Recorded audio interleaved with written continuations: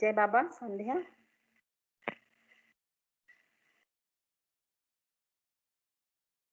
సంధ్య unmute చేసి ఈ turn తీసుకోగలవా? ఉదయ గారు మీరు అన్మ్యూట్ లోనే ఉన్నారు, మీరు మాట్లాడచ్చు. మీరు మాట్లాడింది నాకు వినిపించట్లేదేమో మరి. జై బాబా. ఏదర్ సంధ్య ఆర్ ఉదయ గారు ఇద్దరులో ఎవరో ఒకరు పాడండి.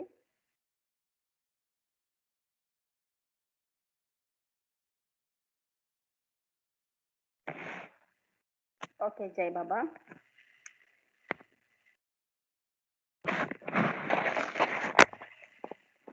ఓకే, నేను ఒక పాట పాడతాను.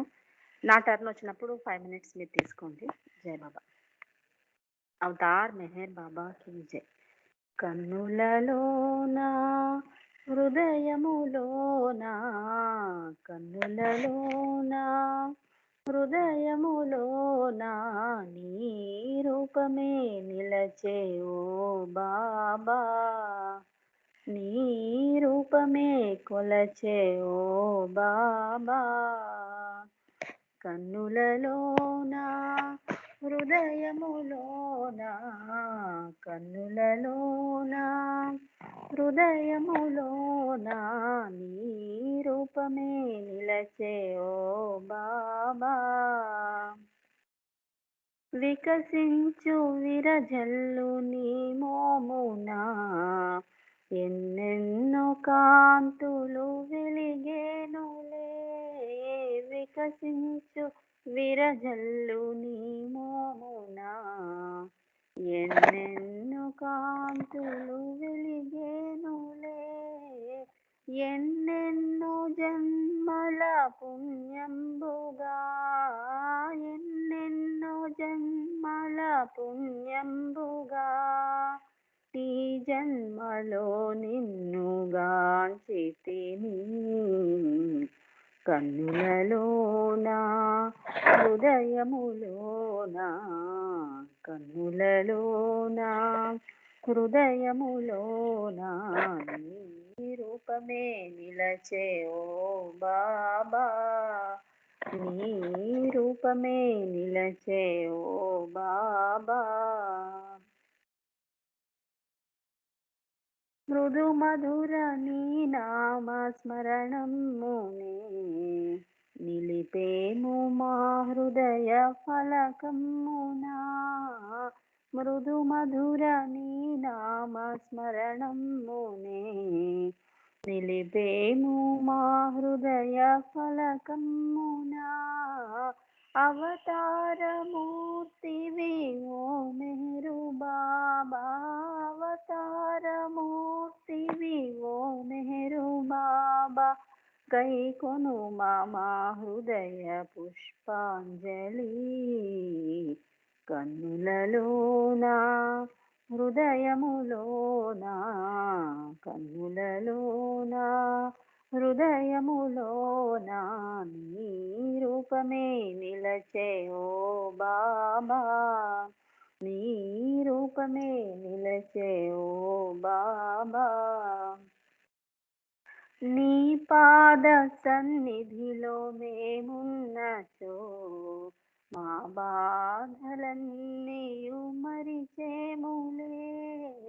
నీ పాద సన్నిధిలో మేమున్నచో మా బాధలన్నీయు మరిచేములే. ఓ బాబా నిన్ను కొలచుకో, ఓ బాబా నిన్ను కొలచు కోరికతో పాడాను ఈ గీత రూపంబునా. కన్నులలోనా హృదయములోనా, కన్నులలోనా హృదయములోనా నీ రూపమే నిలచే ఓ బాబా, నీ రూపమే నిలచే ఓ బాబా. అవతార్ మెహర్ బాబా की जय. ఉదయ గారు మధ్యలో నాకు వినిపించింది మీ వాయిస్, ఒకసారి జై బాబా అనండి.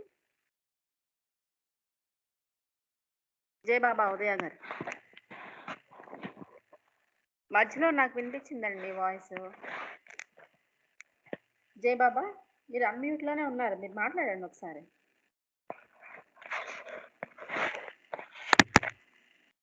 జై బాబా.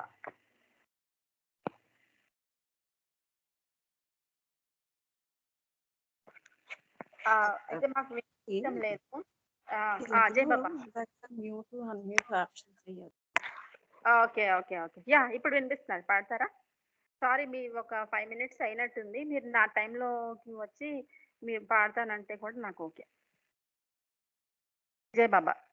పాడండి. జై బాబా పాడండి.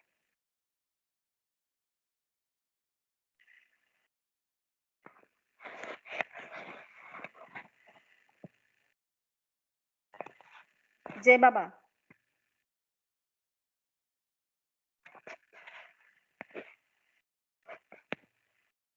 ఉదయ గారు, నాకు వినిపించడం లేదు.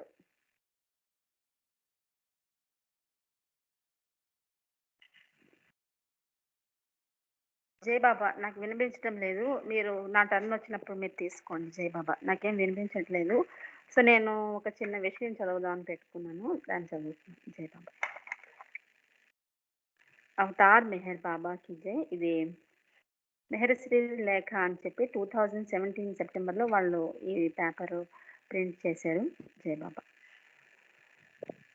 షోలాపూర్ దగ్గరలో ఒక చిన్న పల్లెటూరు ఉండేది. ఆ ఊళ్ళో ఒక ఏకోపాధ్యాయ పాఠశాల ఉన్నది. అంటే జస్ట్ ఒకే ఒక్కసారి. అందులో భానుదాస్ గవాడే అనే ఉపాధ్యాయుడు ఉండేవాడు. అతను ఒక వ్యవసాయదారుడు కూడా. ఇది 1943వ సంవత్సరంలో జరిగింది. ఒకవైపు సొంత వ్యవసాయం చేసుకుంటూ ఉద్యోగం చేస్తున్నాడు. సెలవు రోజున పక్క గ్రామంలో ఉన్న తన పొలానికి వెళ్ళి వ్యవసాయ పనులను చూచుటకు రావడం అతనికి అలవాటైపోయింది. అయితే డిసెంబర్, జనవరి నెలలు సాధారణంగా కోతలు, నూర్పులు చేసుకునే తరుణము. అయితే జాన్యువరి నెలలో వచ్చిన ఆదివారం స్వగ్రామంలో పొలం పనులు చూసుకుంటూ ఆ నూర్పిడి పనులు పూర్తి కానందువల్ల సోమవారం కూడా ఉండవలసి వచ్చింది. దానివల్ల స్కూల్‌కి హాజరు కాలేకపోయాడు. మంగళవారం నాడు వచ్చి విధులకు హాజరయ్యాడు. అయితే సోమవారం జనవరి 31 అయింది. రూల్స్ ప్రకారం ప్రతి నెల ఆఖరి రోజున విద్యార్థులు హాజరు పట్టి బోధించిన పాఠాలు అన్నీ కూడా ఒక రిపోర్ట్ తయారు చేసి జిల్లా అధికారులకి పంపించాలి. అయితే భానుదాస్ ముందాలోచన చేయకుండానే యథావిధిగా 31వ తేదీ సంబంధించిన ఫారాన్ని పూరించి పోస్ట్ చేశాడు. ఆ రోజు 31st అని మర్చిపోయి ఫస్ట్‌కి పూర్తి చేశాడు. అయితే సోమవారం స్కూల్ ఇన్స్‌పెక్టర్ తనిఖీకి వచ్చి తాను రాలేనందున, పాఠశాల తలుపులు తెరియలేనందున, అంటే అన్ని స్కూళ్ళు మూసేయడం వల్ల రాసాడు. ఒక రిపోర్ట్ రాసి గ్రామస్తులకు చెప్పి వెళ్ళిపోయాడు. ఈ విషయాన్ని విన్న భానుదాసు కంగారు పడిపోయాడు. ఆ తప్పిదానికి తనకి సస్పెండ్ చేయడమో, లేకపోతే ఉద్యోగం నుంచి తొలగించడమో చేయడం ఖాయం అని చెప్పాడు. అయితే ఉద్యోగం లేకపోతే తన కుటుంబాన్ని ఎలా పోషిస్తాడు? అలాంటి ఆలోచన అతనికి చాలా భయమేస్తుంది. అంతే కదా! జిల్లా అధికారి ఎంత నిక్కచ్చి అధికారో అంతటి సహృదయుడు కూడా అయినందున ఆ ప్రధానోపాధ్యాయుడు మరేమీ విచారించకు, నిశ్చింతగా ఉండిపో. నీవిప్పుడు ఏం చేయాలో నాకు బాగా తెలుసు అని అన్నాడు. అతను ఏమన్నాడంటే, ఇంకా 5 మినిట్స్ ఉందండి.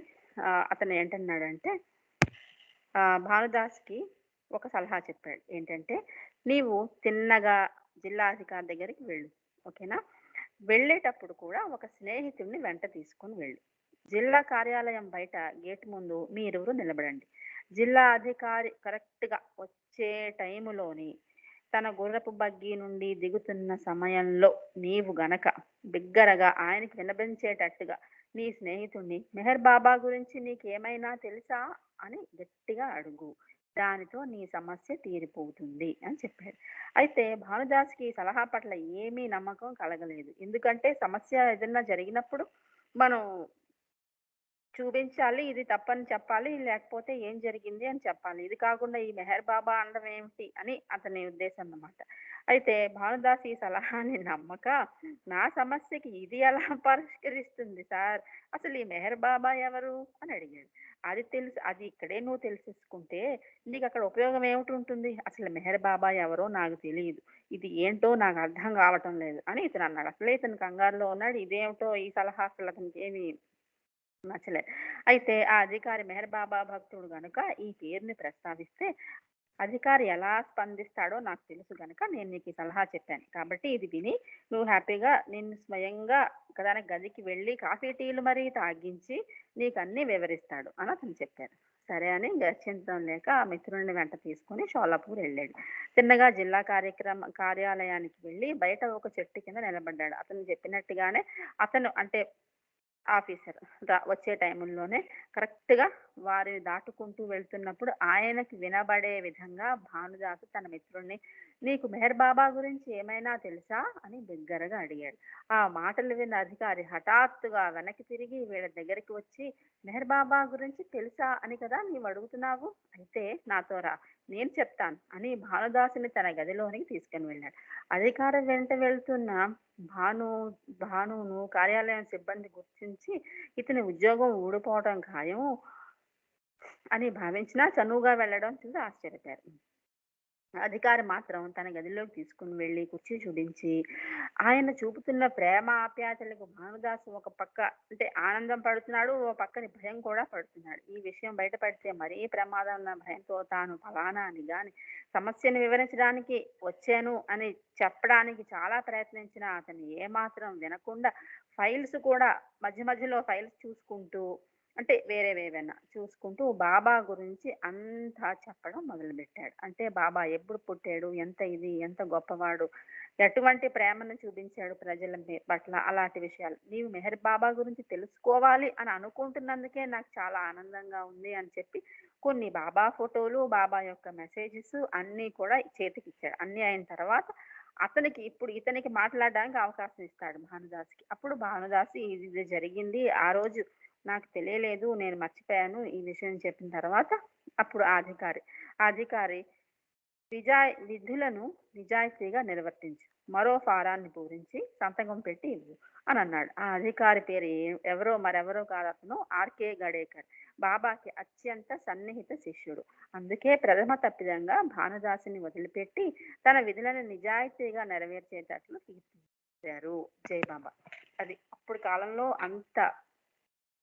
అంత బాబా పేరు వింటేనే ఎవరైనా మాట్లాడుకుంటుంటేనే వాళ్ళని పిలిచి వాళ్ళకి బాబా గురించి తనకి తెలిసింది అంతా చెప్పి బాబా ఫోటో ప్లస్ మెసేజెస్ ప్రసాదం కూడా ఇచ్చి పంపించిన అంత ప్రేమ చూడండి. అది వాళ్ళ అదృష్టం, అంత ప్రేమగా ఉండడము. జై బాబా. టైం అయిపోయింది. ఇప్పుడు సంధ్య జై బాబా. జై బాబా అండి. నా మాట వినపడుతుందా మీకు? క్లియర్ గా వినిపిస్తుంది. జై బాబా. జై బాబా. ఒక్క నిమిషం, ఉదయ గారు ఉన్నారండి లైన్ లోని? జై బాబా అండి. అదేం ప్రాబ్లం వచ్చిందో ఇప్పుడు కనెక్ట్ అయిందండి. అయ్యో, మీరు 4:45 మీకు పర్లేదు కదా? నో వరీస్ అండి, నో వరీస్. బాబాస్ విష్ అండి. ఆపకూడదు కదా అని నేను కంటిన్యూ చేశాను. చాలా థ్యాంక్స్ అండి. బాబా 4:45కి ఇచ్చారు, అంతే నాకు టైం అండి ఈ రోజు. జై బాబా. జై బాబా. జై బాబా. థ్యాంక్ యూ సో మచ్ అండి. జై బాబా. కంటిన్యూ చేశాను. జై బాబా. అవతార్ మెహర్ బాబా की जय. అవతార్ మెహర్ బాబా की जय.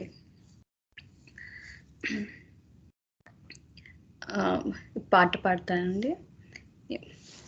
క్షణమైన నిను వీడని వరమియరా, గడి అయిన నిను మరువని మనసియరా, మెహరు క్షణమైన నిను వీడని వరమియరా, గడి అయిన నిను మరువని మనసియరా, మెహరు క్షణమైన నిను వీడని వరమియరా. భోగాలడుగను భాగ్యాలడుగను, భోగాలడుగను భాగ్యాలడుగను, సిరులు ఎందుకు సంపదలెందుకు, సిరులు ఎందుకు సంపదలెందుకు,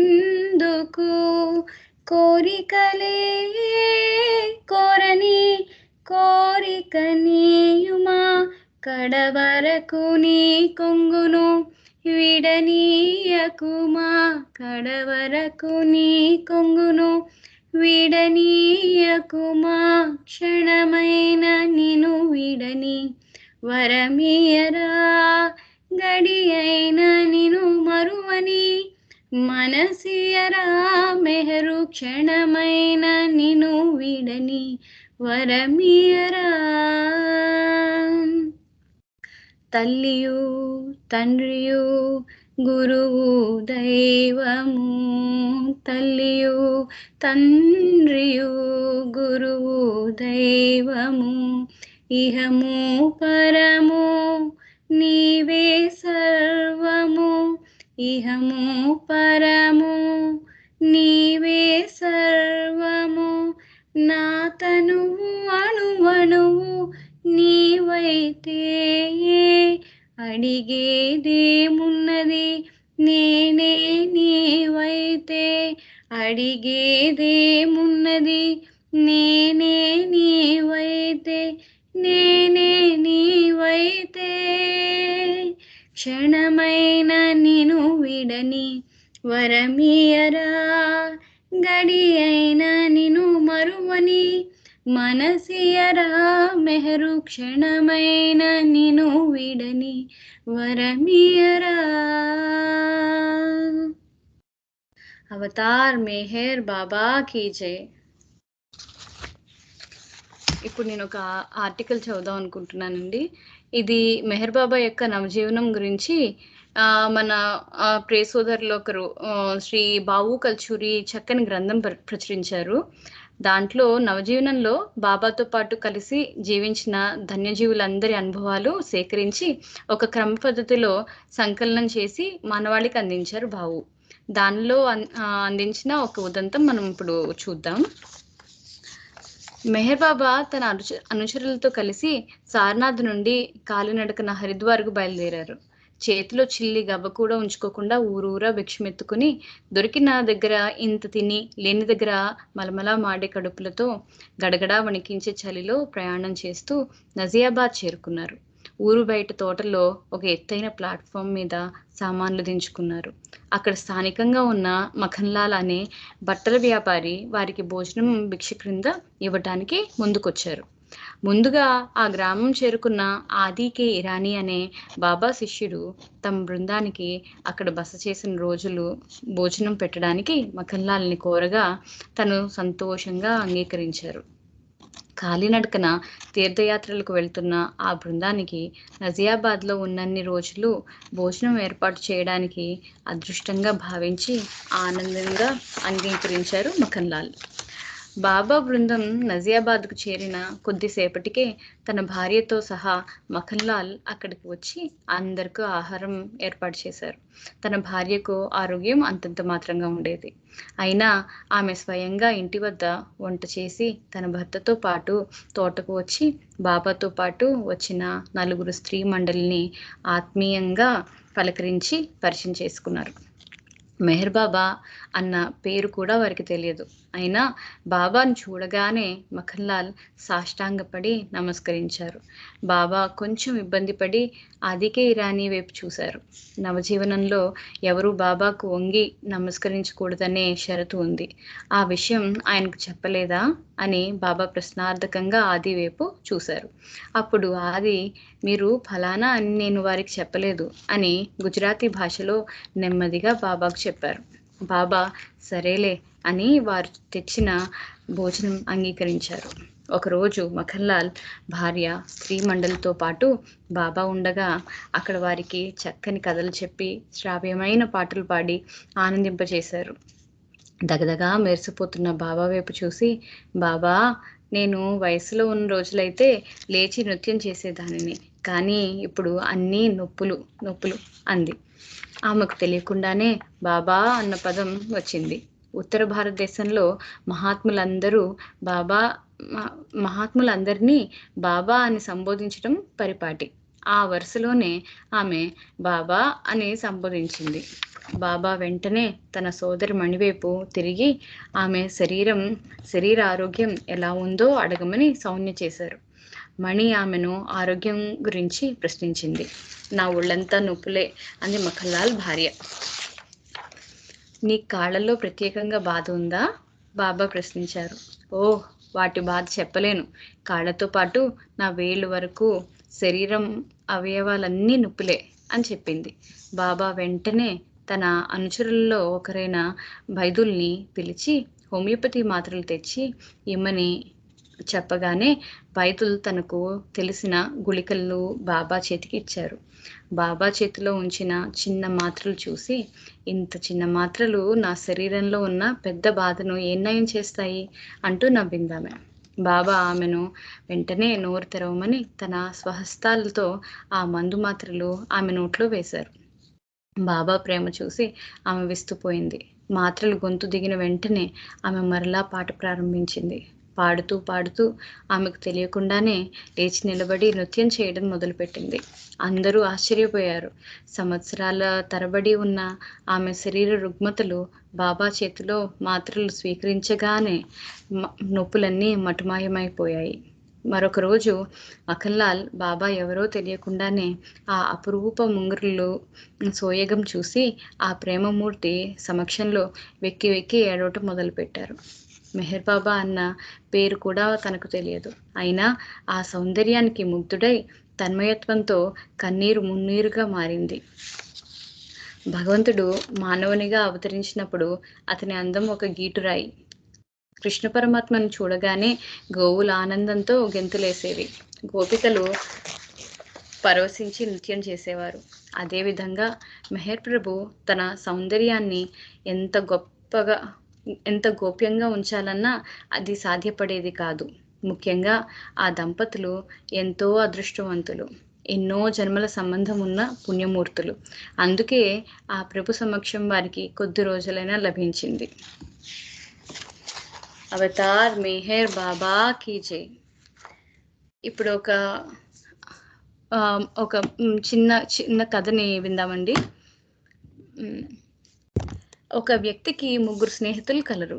అతనికి వారి ముగ్గురులో మొదటి 2 అంటే ఎక్కువ ప్రేమ, గౌరవం. చివరి అతను అంటే కొంత తేడాతో వ్యవహరించడమే కాక మొదటి 2 పట్టించుకున్నట్లు చివరి అతన్ని పట్టించుకునేవాడు కాదట. ఒక పరిస్థితిలో ఈ వ్యక్తికి ఒక పెద్ద ఆపద సంభవించిందట. అతని జీవితం ప్రమాదంలో పడింది. అతను ఒక నేరంలో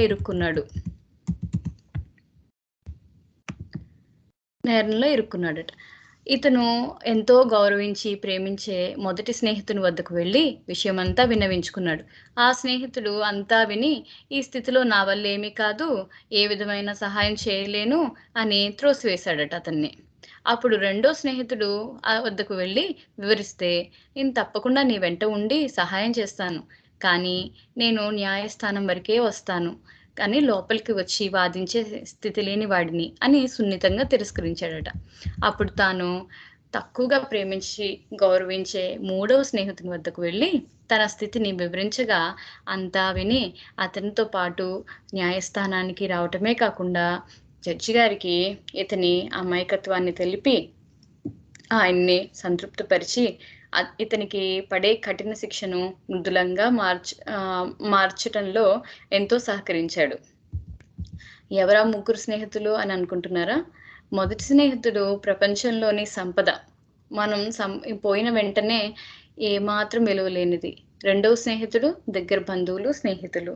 వారు శ్మశానం వరకు మనతో రాగలరు, కానీ దాన్ని దాటి రాలేరు. 3వ స్నేహితుడు మన యొక్క మంచి చెడు పనులు. ఇవి మాత్రమే మనతో పాటుగా భగవంతుని దర్బారులోనికి ప్రవేశించి మన తరపున భగవంతుడిని ప్రార్థించి అర్థించి మన మీద భగవంతుడికి కరుణ కురిపించేటట్టుగా ప్రవర్తిస్తుంది.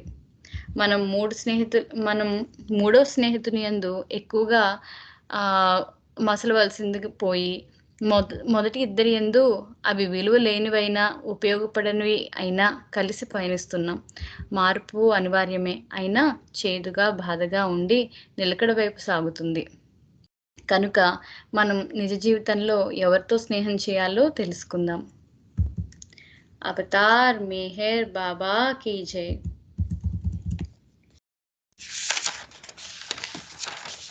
పాట పాడతాను.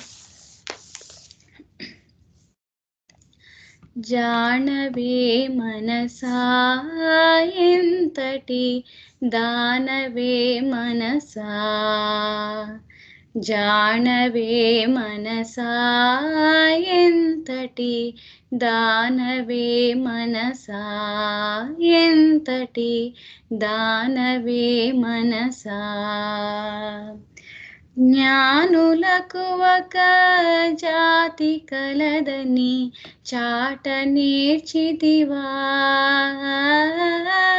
జ్ఞానులకు ఒక జాతి కలదని చాట నేర్చితివా జాతి కారణమా జ్ఞానికి నీతి కారణమా జాతి కారణమా జ్ఞానికి నీతి కారణమా జానవే మనసా ఎంతటి దానవే మనసా ఎంతటి దానవే మనసా కులములో ఘన కులము నీదని కులుకు తదితగునా కులములో ఘన కులము నీదని కులుకు తదితగునా కులము కారణమా పావన గుణము కారణమా కులము కారణమా పావన గుణము కారణమా జానవే మనసా ఎంతటి దానవే మనసా ఎంతటి దానవే మనసా మతము మారిన దేవుడొకడిని గతము మరువకుమా మతము మారిన దేవుడొకడిని గతము మరువకుమా మతము కారణమా మానవ మమత కారణమా మతము కారణమా మానవ మమత కారణమా జానవే మనసా ఎంతటి దానవే మనసా ఎంతటి దానవే మనసా దేవుడేడని అంతు తెలియని దేశమేగితివా దేవుడేడని అంతు తెలియని దేశమేగితివా లేసమిరుగవుగా శ్రీమెహరుని దేవుడని అనవా లేసమిరుగవుగా శ్రీమెహరుని దేవుడని అనవా జానవే మనసా ఎంతటి దానవే మనసా ఎంతటి దానవే మనసా अवतार मेहर बाबा की जय।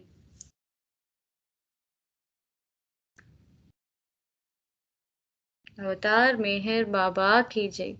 जय बाबा अंडी। జై బాబా జై బాబా జై బాబా చంద్ర బాబా Thanks. Yeah, thanks for the opportunity అండి. Thank you. జై బాబా ఉదయ గారు అత్త గారు రమ్మ గారు జాయిన్ అయ్యారండి లైన్లోని. హలో ఉదయ గారు అత్త గారు.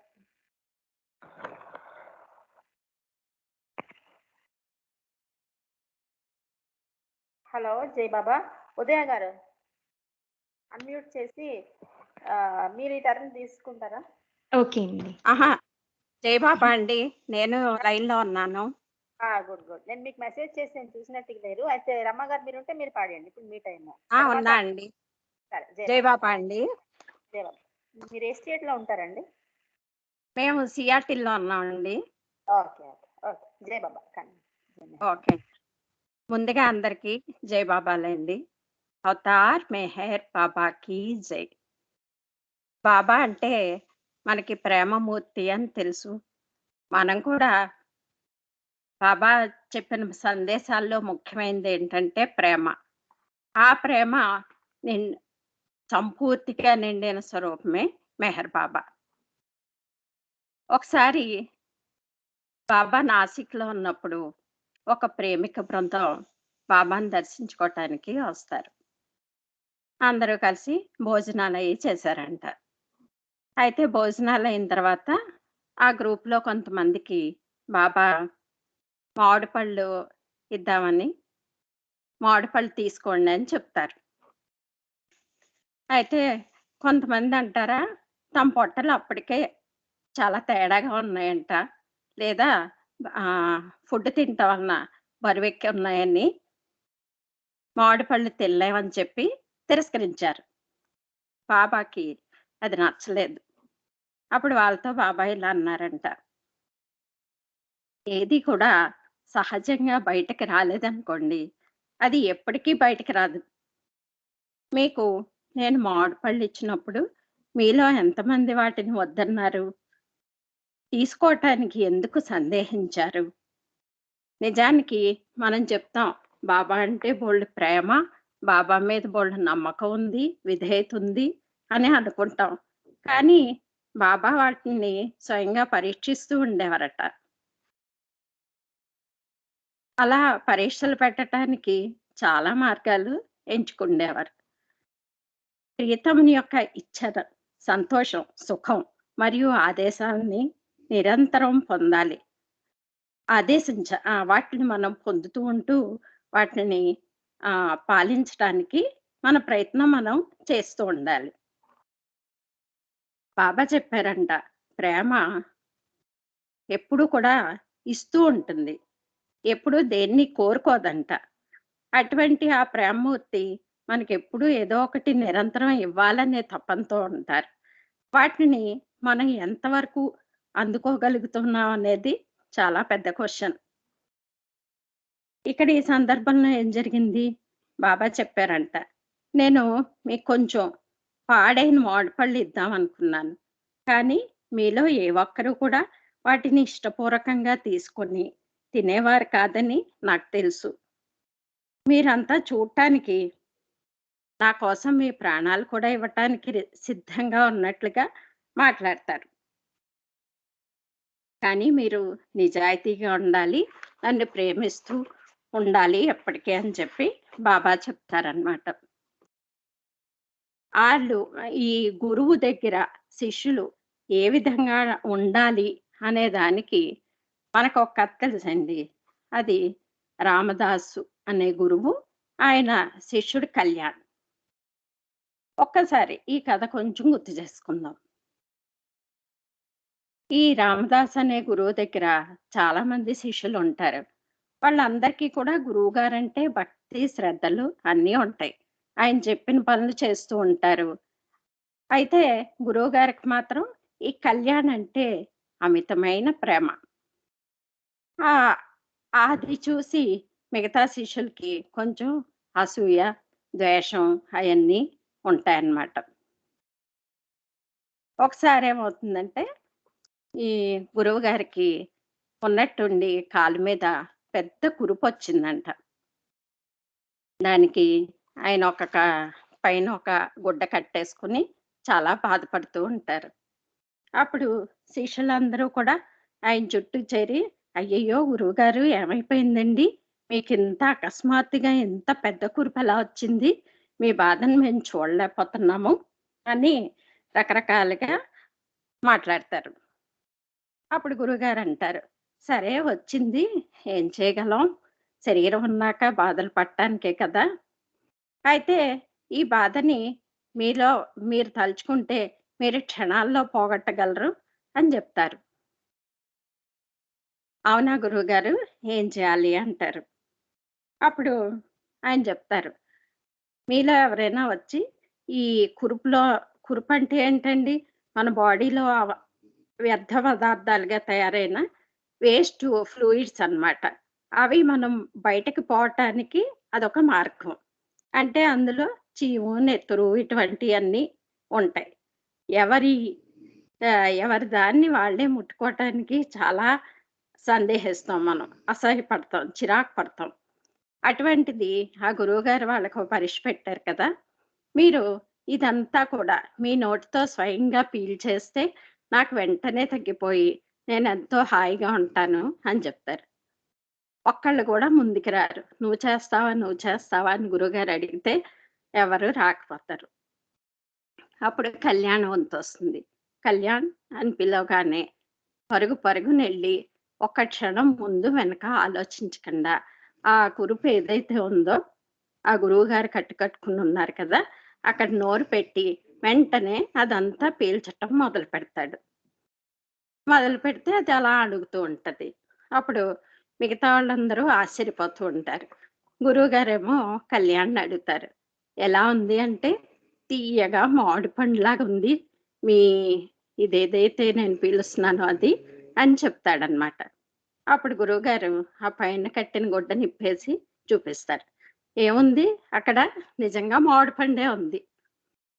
అప్పుడు మిగతా శిష్యులందరూ ఆశ్చర్యపోతారనమాట. సిగ్గుతో తలదించుకుంటారు. ఇతనేం చేశాడు? అది ఏంటో తెలీదు. గురువుగారికి ఉపశమనం కలగాలి. అదొక్కటే అతని ధ్యేయం.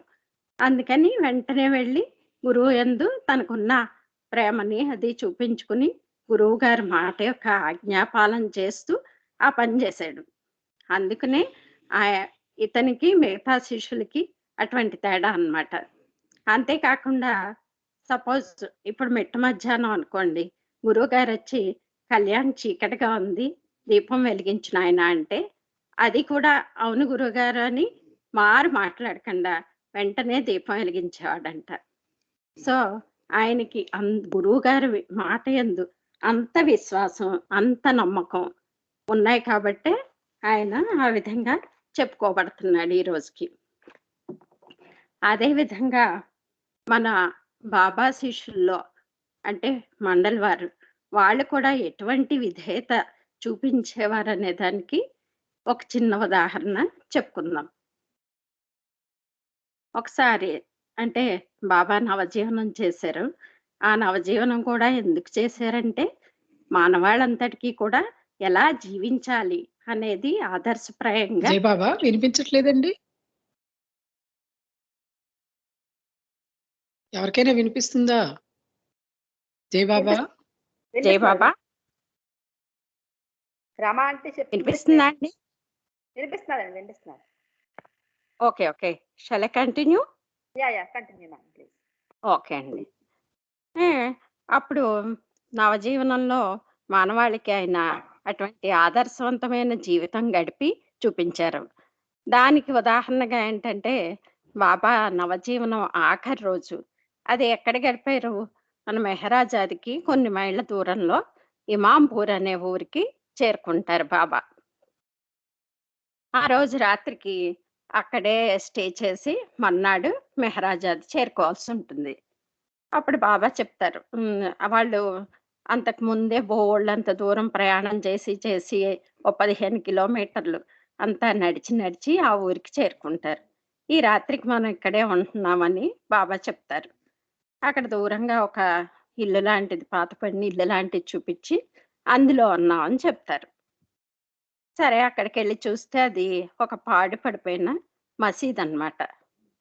ఒకప్పుడైతే అది గవర్నమెంట్ అప్పుడు బ్రిటిష్ వాళ్ళ టైంలో యూజ్ చేసిన ఒక బంగ్లా అన్నమాట.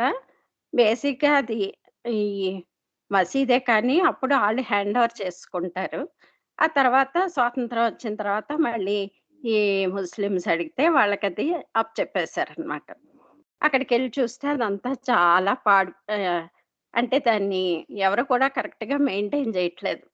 అదంతా దుమ్ము కొట్టుకుపోయి ఉంటుంది.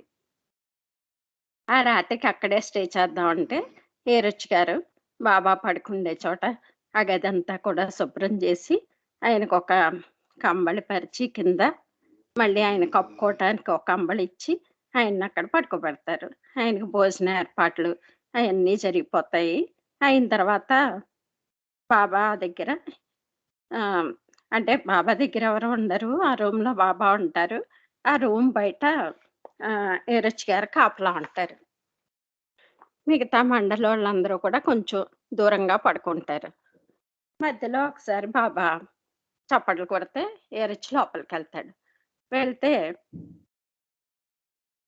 ఆయనకేదో గురక శబ్దం వినిపిస్తుందంటే, "మండల వాళ్ళు ఇక్కడ దగ్గరగా పడుకున్నారా?" అంటే, "లేదు బాబా దూరంగానే ఉన్నారు" అని ఇతనికి తెలుసు.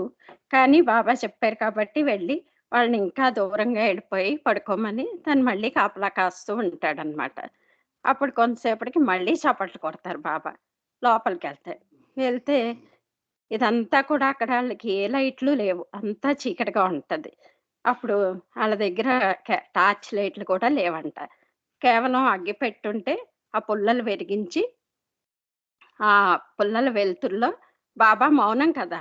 బాబా ఏం చెప్తున్నారో అని అదంతా గమనిస్తూ ఉంటాడనమాట ఎరుచ్చు. ఏదో ఒక విప అర్థం కాని సౌండ్ ఒకటి ఇనిపిస్తుంది. అదేంటో చూడమంటారు. అప్పుడు ఆ రూమ్‌లో అటు ఇటు అంతా తిరిగి చూసేప్పటికి ఆహ్, ఒక పక్షి చిన్నగా శబ్దం చేస్తుందనమాట. బాబా అది భరించలేకపోతారు. ఆ! బాబా చెప్తారా, "ఆ పక్షిని తీసుకెళ్ళి బయట పడేయి" అంటారు. అప్పుడు తీరా అయితే బాబా చెప్పారు కాబట్టి ఎళ్లి ఆ పక్షిని పట్టుకొని పడేయబోతాడు. ఇంతలోకి మళ్ళీ చప్పట్లు కొట్టి, "వద్దు వద్దు దాన్నక్కడే ఉంచు" అని చెప్తారు. అక్కడే ఉంచేస్తాడు. ఆ తర్వాత బాబా ఏమో ఆహ్, పడుకుంటారు. కానీ చెప్తారు ఏరోచ్ గారికి. వాళ్ళ నవజీవనంలో నియమం ఏంటంటే, ఎటువంటి జీవులకి కూడా వాళ్ళు హాని చెయ్యకూడదు అనే ఒక నియమం ఉంటది. ఒకవేళ బాబా కూడా పొరపాటుని అటువంటి ఆదేశం ఇచ్చినా కూడా పక్కనున్న సహచరులు ఈ రుచి గారు కానీ, గని గారు కానీ ఎవరైతే వాళ్ళు ఇది బాబా మన ఆదేశం ప్రకారం దీన్ని ఉల్లంఘిస్తున్నాము, ఇలా చేయకూడదని చెప్పి చెప్పాలనమాట. కాకపోతే ఎరుచి గారు అది మర్చిపోయారు. మర్చిపోతే అప్పుడు బాబా చెప్తారు, "సరే నాకు గుర్తొచ్చింది. కాకపోతే ఈ విషయం అంతా మళ్ళీ పొద్దున్న లేచిన తర్వాత నాకు గుర్తు చేయాలి" అని బాబా చెప్తారనమాట. చెప్తే, "అలాగే బాబా" అని చెప్తాడు. ఎళ్లి పడుకుంటారు. తెల్లారుతది. బాబా రెడీ అవుతారు. అందరినీ మిగతా మండలి వాళ్ళందరినీ కూడా రూమ్‌లోకి రమ్మని పిలుస్తారు. పిలిచేటప్పటికి అందరూ వస్తారు. వచ్చిన తర్వాత రాత్రి జరిగిన విషయం గుర్తు చేయమంటే రుచి గారు చెప్తారనమాట. చెప్తే అప్పుడు బాబా అంటారు, "రాత్రి చాలా పెద్ద పొరపాటు జరిగింది. దానికి ఆహ్, దానికి కొంత ఆహ్, ప్ర ఇది చేసుకోవాల్సిన అవసరం ఉంది. ఆ పొరపాటుని సరిదిద్దుకోవాలి." అంటే అప్పుడు రిచ్ అంటాడా, "బాబా అది నా పొరపాటు. నేను చాలా తప్పు చేశాను" అంటాడు. అంటే బాబా చెప్తారు, "లేదు నా తప్పు కూడా ఉంది. ముందసలు నేను పడేయమని చెప్పకూడదు కదా!" అందుకని ఏం జెప్తాడంటే బాబా ఏమంటారంటే, "దానికి మీరందరూ కూడా దానికి పరిహారంగా మీ చెప్పులతోటి నా చెంపల మీద వాయించాలి" అని చెప్తారు. అప్పుడు వాళ్ళు వెంటనే ఆళ్ళ చెప్పులు తీసి బాబా చెంపల మీద వాయిస్తారు. అప్పుడు బాబా చెప్తారు, "మళ్ళీ నా మొహం మీద మీరు ఉమ్ము వేయండి" అంటే ఉమ్ము కూడా వస్తారు. అంటే ఇదంతా దేనికి చేశారు?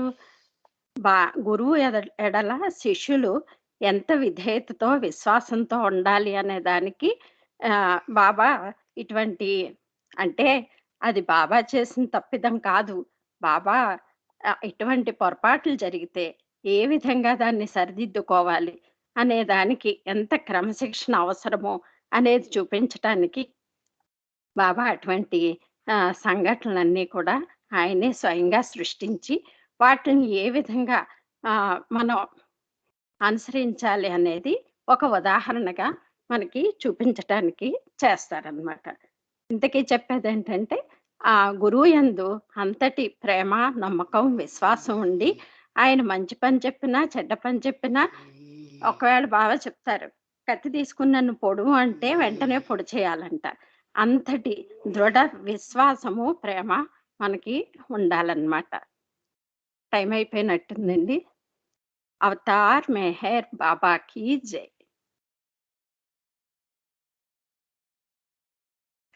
జై బాబా. జై బాబా ఆంటీ. మంచి విషయాలు బాగా చదివారు. జై బాబా. నైస్ మీటింగ్ యూ కూడా. ఓకే. ఉదయ గారు రెడీ అండి. మీది టర్న్.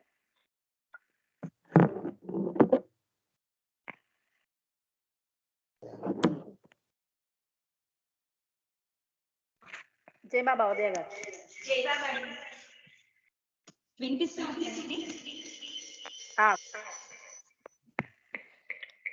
అవతార్ మెహర్ బాబా की జై. మీ ఇంకో ఫోన్ మ్యూట్ లో పెట్టేసేయండి. ఒకటి మ్యూట్ లో పెట్టండి. ఇప్పుడు వినిపిస్తుందండి? జై బాబా. జై బాబా అండి. అవతార్ మెహర్ బాబా की జై. అంతాతని ఇచ్చకు వదిలి హాయిగుందాము, జై జై అంటూ జై అంటూ పాడుకుందాము. బాబా బాబా మేరు బాబా, బాబా బాబా మేరు బాబా. అంతాతని ఇచ్చకు వదిలి హాయిగుందాము, జై జై అంటూ జై మెహర్ అంటూ పాడుకుందాము. బాబా బాబా మెహరు బాబా. నీ నా భేదాలు రానేలా నానా రూపాల సేవేలా, నీ నా భేదాలు రానేలా నానా రూపాల సేవేలా. మతమంటూ వ్రతమంటూ వ్రతమంటూ వ్రతమంటూ మాయకులోనై మగ్గుట నేల.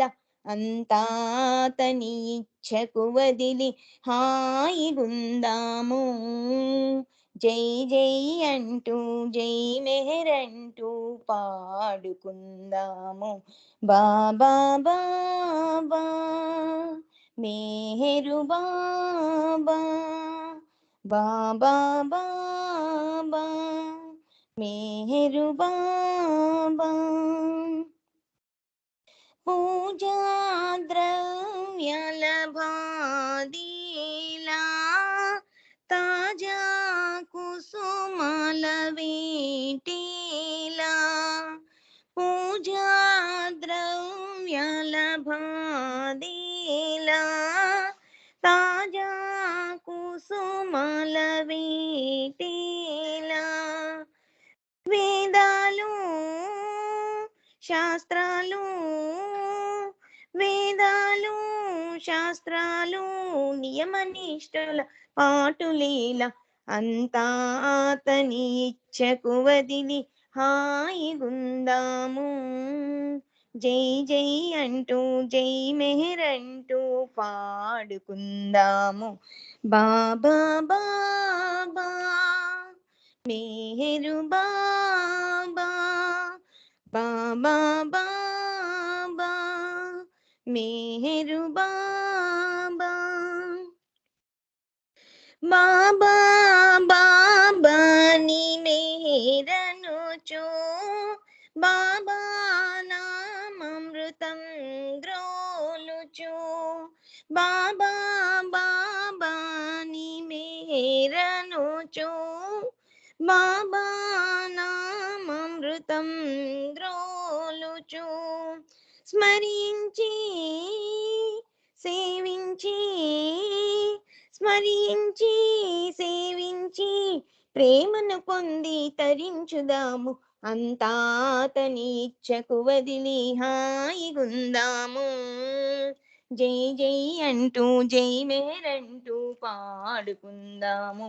బాబా బాబా మెహరు బాబా, బాబా బాబా మెహరు బాబా, బాబా బాబా మెహరు బాబా.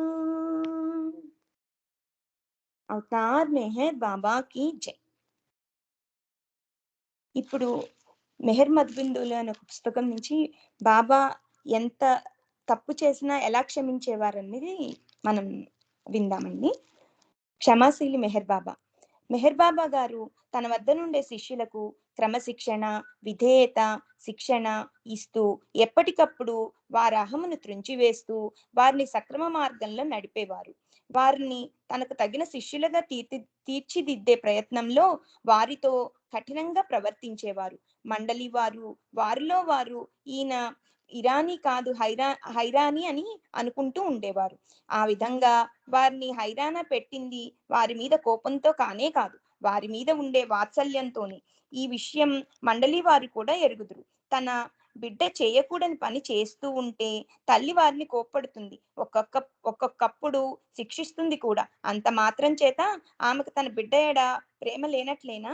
ఎప్పటికీ కాదు. ఆమెకు వారి ఎడల గల అపరిమితమైన వాత్సల్యం మూలంగానే వారిని మంచి పౌరులుగా తయారు చేయాలన్న సదుద్దేశంతోనే ఆ విధంగా ప్రవర్తిస్తుంది. అదే విధంగా మన ప్రియతమ మెహర్ బాబా తన శిష్యులను సరిదిద్దవలసి వచ్చిన సమయంలో కఠినంగా ప్రవర్తించినప్పటికీ ఒక్కొక్కప్పుడు తన సహజ గుణమైన ప్రేమతో వారి తప్పులను క్షమిస్తూ ఉండేవారు. తప్పు చేయడం మానవ నైజం, క్షమించడం దైవీ గుణం అన్నారు పెద్దలు. అటువంటి దైవీ గుణమును ప్రదర్శించి ప్రేమమూర్తి సాక్షాత్తు భగవత్ స్వరూపుడైన మెహర్ బాబా జీవితంలో కొన్ని సంఘటనలు చెప్పుకుందాం.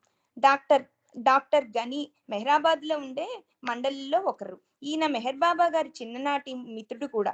ఈయన తన సహజ సిద్ధమైన హాస్య ధోరణిలో బాబాను నవ్విస్తూ ఆయన విశ్వ కార్యక్రమం చేసి అలసిపోయిన సమయాల్లో ఆయన నవ్వించి ఆయనను తేలికపరిచేవారు. ఆయన ఒక చైన్ స్మోకర్, అంటే విరామం లేకుండా సిగరెట్లు కాలుస్తూ ఉండేవారు. అంతేకాక ఈయన మాంసాహారి, ప్రతిరోజు అది లేనిదే తినలేకపోయేవారు. కానీ ఆశ్రమ నియమాల ప్రకారం అవి రెండూ నిషిద్ధమే.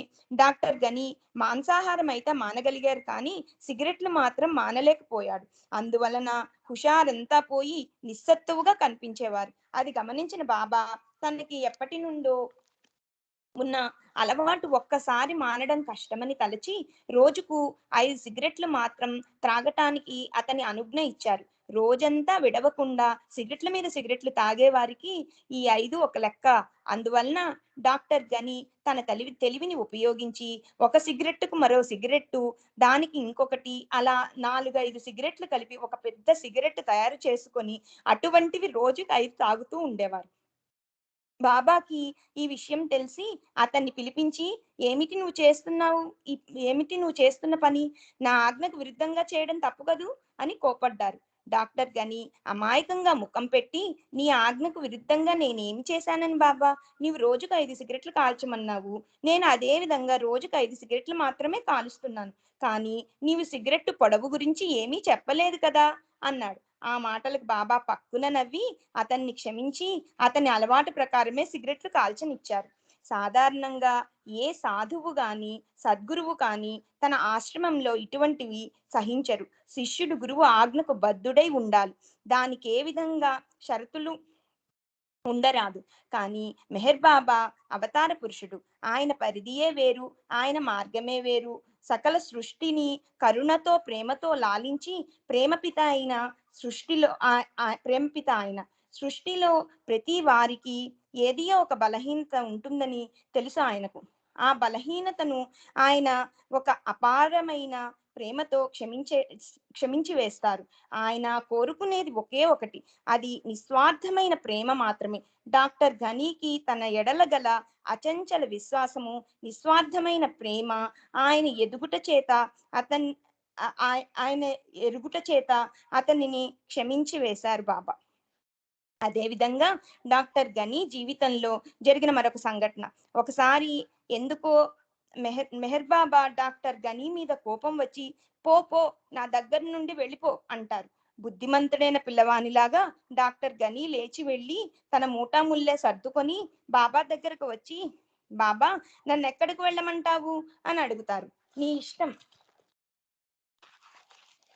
నీ ఇష్టం వచ్చిన చోటకు ఎక్కడికైనా పో, నా దగ్గర మాత్రం ఉండకు, నీ ముఖం నాకు చూపకు అంటారు బాబా. అతి ప్రశాంతంగా.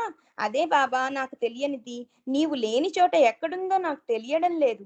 నీవు భగవంతుడవు, నీవు సర్వాంతర్యామివి, నీవు లేని చోట లేనే లేదు అనే భావంతో ఆయన అంటారు. అందువలన ఎక్కడికి వెళ్ళాలో నేను నిర్ణయించుకోలేకపోతున్నాను అన్నారు. గని ఆ మాటలకు బాబా కోపం అంతా కరిగిపోయి నవ్వి అతన్ని దగ్గరికి తీసుకుని తన అపరిమితమైన ప్రేమతో అతనిని క్షమించి వేస్తారు. అవతార్ మెహర్ బాబాకి జై. ఇప్పుడు నేను ఇంకో పాట పాడతానండి. అవతార్ మెహర్ బాబాకి జై. అమృతం చిందే పలుకులతో ప్రేమామృతమును పంచుటకై మెహర్ బాబా పిలిచెను, బాబా మనల పిలిచెను. అమృతం చిందే పలుకులతో ప్రేమామృతమును పంచుటకై మెహర్ బాబా పిలిచెను, బాబా మనల పిలిచెను. అమృతం చిందే పలుకులతో అశాంతితో అణగారిన మనకు ఆత్మజ్ఞానమును ఎరిగించుటకై, అశాంతితో అణగారిన మనకు ఆత్మజ్ఞానమును ఎరిగించుటకై మెహర్ బాబాను నామముతో, మెహర్ బాబాను నామముతో సకల జనులకు సందేశమివ్వగా. అమృతం చిందే పలుకులతో ప్రేమామృతమును పంచుటకై మెహర్ బాబా పిలిచెను, బాబా మనల పిలిచెను. అమృతం చిందే పలుకులతో మనస్సులోని మాలిన్యపు మబ్బు తెరలను తొలగించుటకు, మనస్సులోని మాలిన్యపు మబ్బు తెరలను తొలగించుటకు మాయామోహపు జగమందు, మాయామోహపు జగమందు మహోన్నతముగా మనల చేయగా. అమృతం చిందే పలుకులతో ప్రేమామృతమును పంచుటకై మెహర్ బాబా పిలిచెను, బాబా మనల పిలిచెను. అమృతం చిందే పలుకులతో నిలకడలేక తిరిగే మనకు నిశ్చలత్వమును కలిగించుటకు, నిలకడలేక తిరిగే మనకు నిశ్చలత్వమును కలిగించుటకు నిస్తేజంతో కుమిలే మనలో, నిస్తేజంతో కుమిలే మనలో ప్రేమ జ్యోతిని వెలిగించుటకు. అమృతం చిందే పలుకులతో ప్రేమామృతమును పంచుటకై మెహర్ బాబా పిలిచెను, బాబా మనల పిలిచెను. అమృతం చిందే పలుకులతో. అవతార్ మెహర్ బాబా की जय.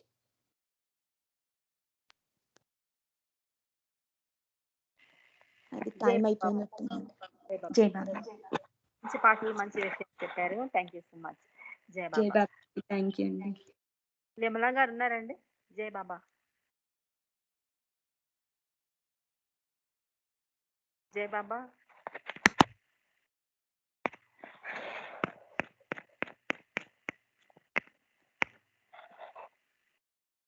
ఓ సారీ, దీపిక.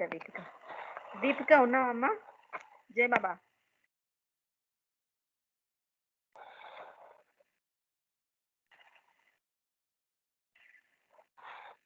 జై బాబా.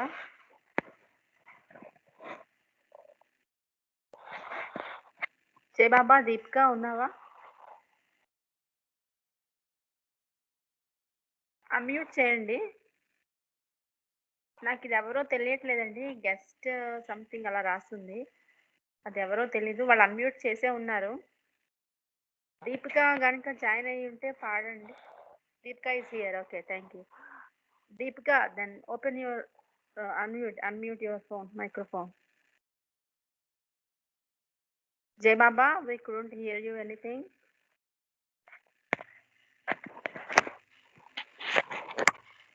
నాకైతే వినిపించడం లేదు.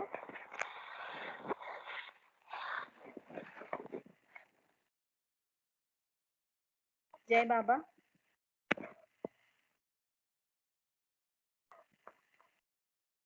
ఓకే ఓకే, మనకి దీపిక తర్వాత విమల గారు ఉన్నారు. విమల గారు ఇంకా జాయిన్ అయినట్టు లేరు. జై బాబా. విమల గారు ఉన్నారేంటండి?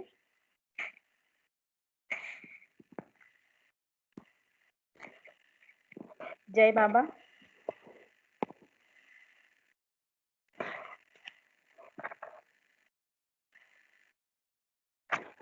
జై బాబా.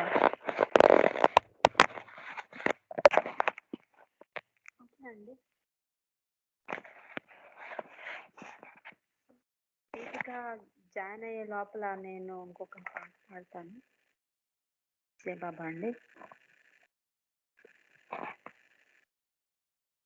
మాయా జగతిపై మమతలో పడకుండా అజ్ఞాన తిమిరాన ఆరాట పడకుండా ఏమండి చెప్పండి, ఏముంది మందు, ఏమండి బాబా గారు వినిపిస్తుందండి? జై బాబా. జై బాబా. గుడ్. నువ్వు దీపిక కదమ్మా? జై బాబా. దీపిక వినిపిస్తుంది. Okay, continue. ఓకే. అంటే నేను జై బాబా. కొంచెం పాట స్టార్ట్ చేశాను. ఓకే. జై బాబా. అవతార్ మెహర్ బాబా की जय. భూదేవి పులకరించెను, మహర్నవములు పొంగి పొరలెను. భూదేవి పులకరించెను, మహర్నవములు పొంగి పొరలెను. గగన వీధుల వెలుగు నిండెను, గగన వీధుల వెలుగు నిండెను. సృష్టి అంతయు పరవశించెను.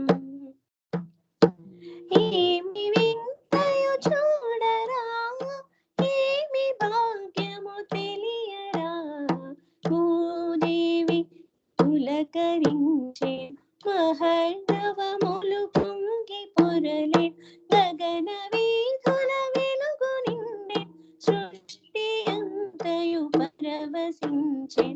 ఏమి వింతయు చూడరా, ఏమి భాగ్యము తెలియరా. భూదేవి పులకరించేను.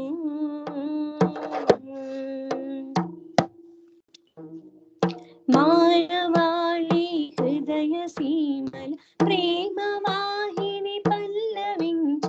మానవాళి హృదయ సీమల ప్రేమ వాహిని పల్లవించ. మహిని వెలసెను మహావిష్ణు, మహిని వెలసెను మహావిష్ణు. మెహరు పేరున మౌన వ్రతుడే, మెహరు పేరున మౌన వ్రతుడే. భూదేవి పులకరించెను, మహర్నవములు పొంగి పొరలేను. గగన వీధుల వెలుగు నిండెను, సృష్టి అంతయు పరవశించెను.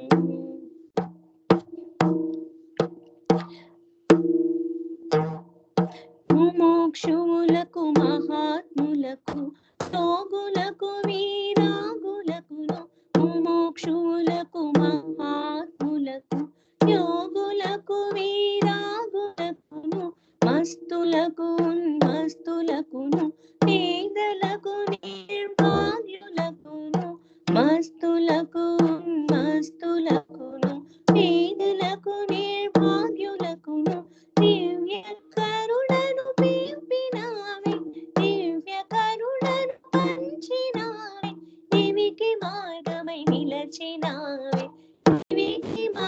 భాగ్యమై నిలచినావే భూదేవి పులకరించే మహర్ణవములు పొంగి కోరలే గగన వీధుల వెలుగు నిండే గగన వీధుల వెలుగు నిండే సృష్టి అంతయు పరవశించే ఏమి వింతయు చూడరా ఏమి భాగ్యము తెలియరా భూదేవి పులకరించేను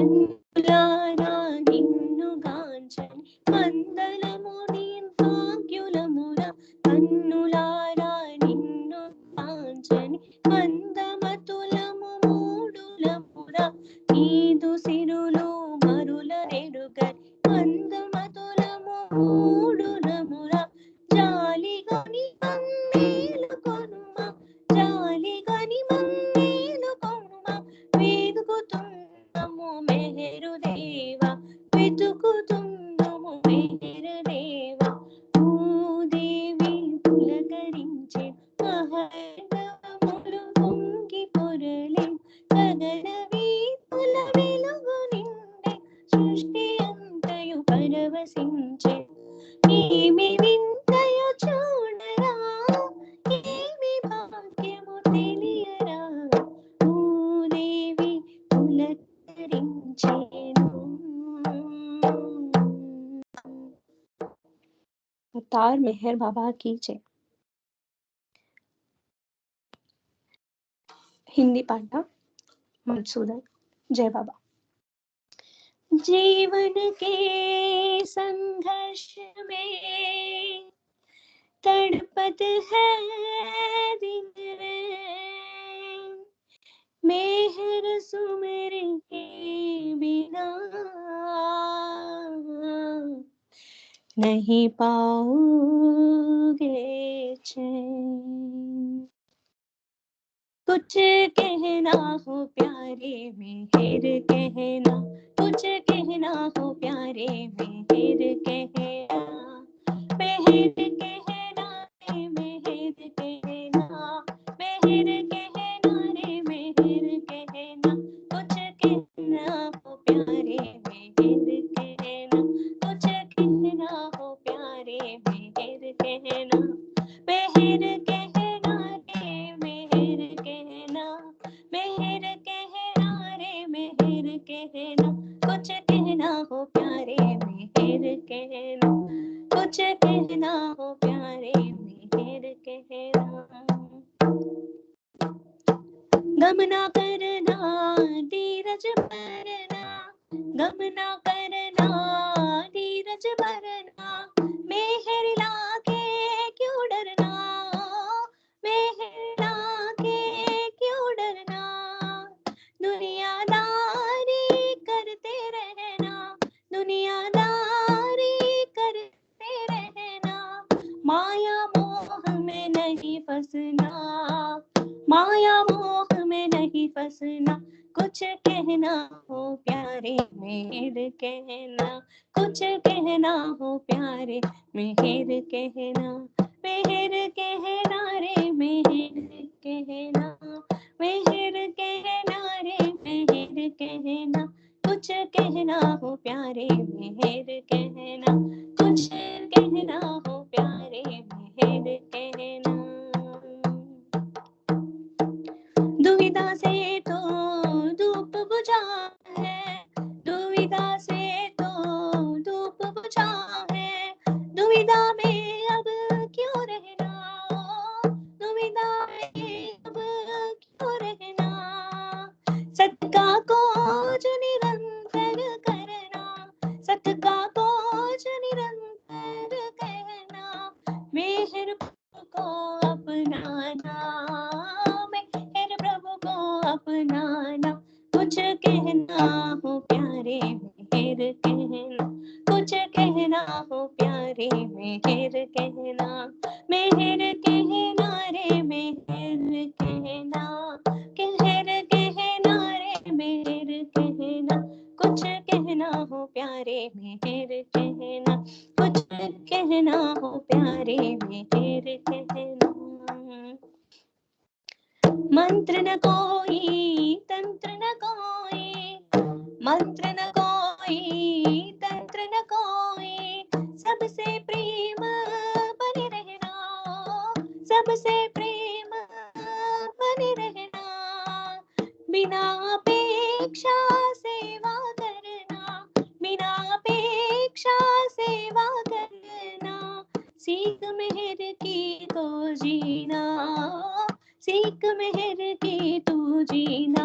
कुछ कहना हो प्यारे मेहर कहना, कुछ कहना हो प्यारे मेहर कहना। मेहर कहना रे मेहर कहना, मेहर कहना रे मेहर कहना।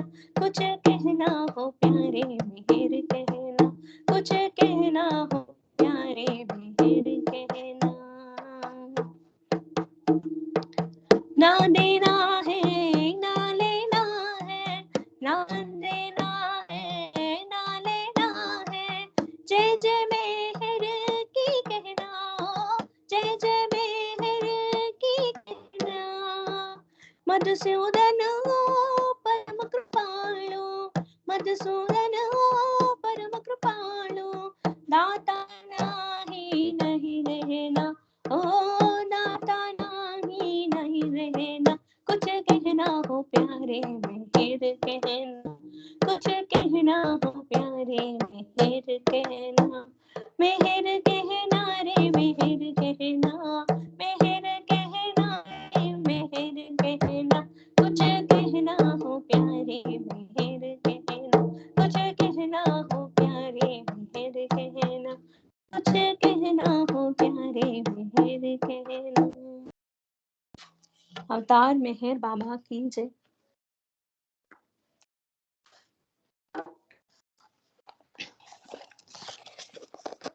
లార్డ్ మెహర్ నుంచి కొన్ని మెహర్వాన్స్ రియలైజేషన్ అన్న చాప్టర్ చదువుతున్నాను.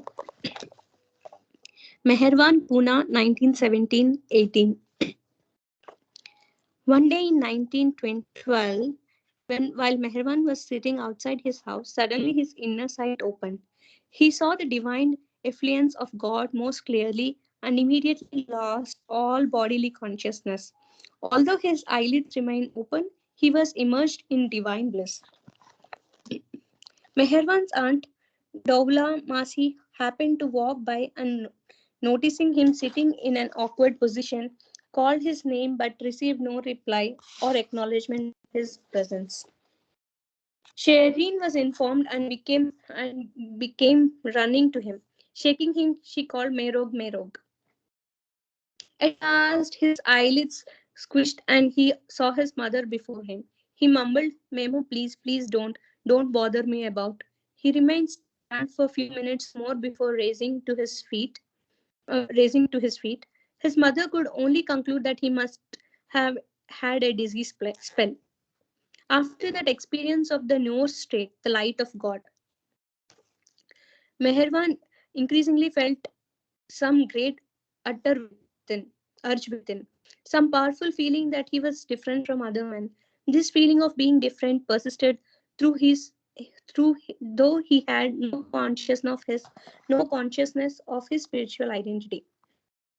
Meherwan would ride his bicycle to college every day from his house.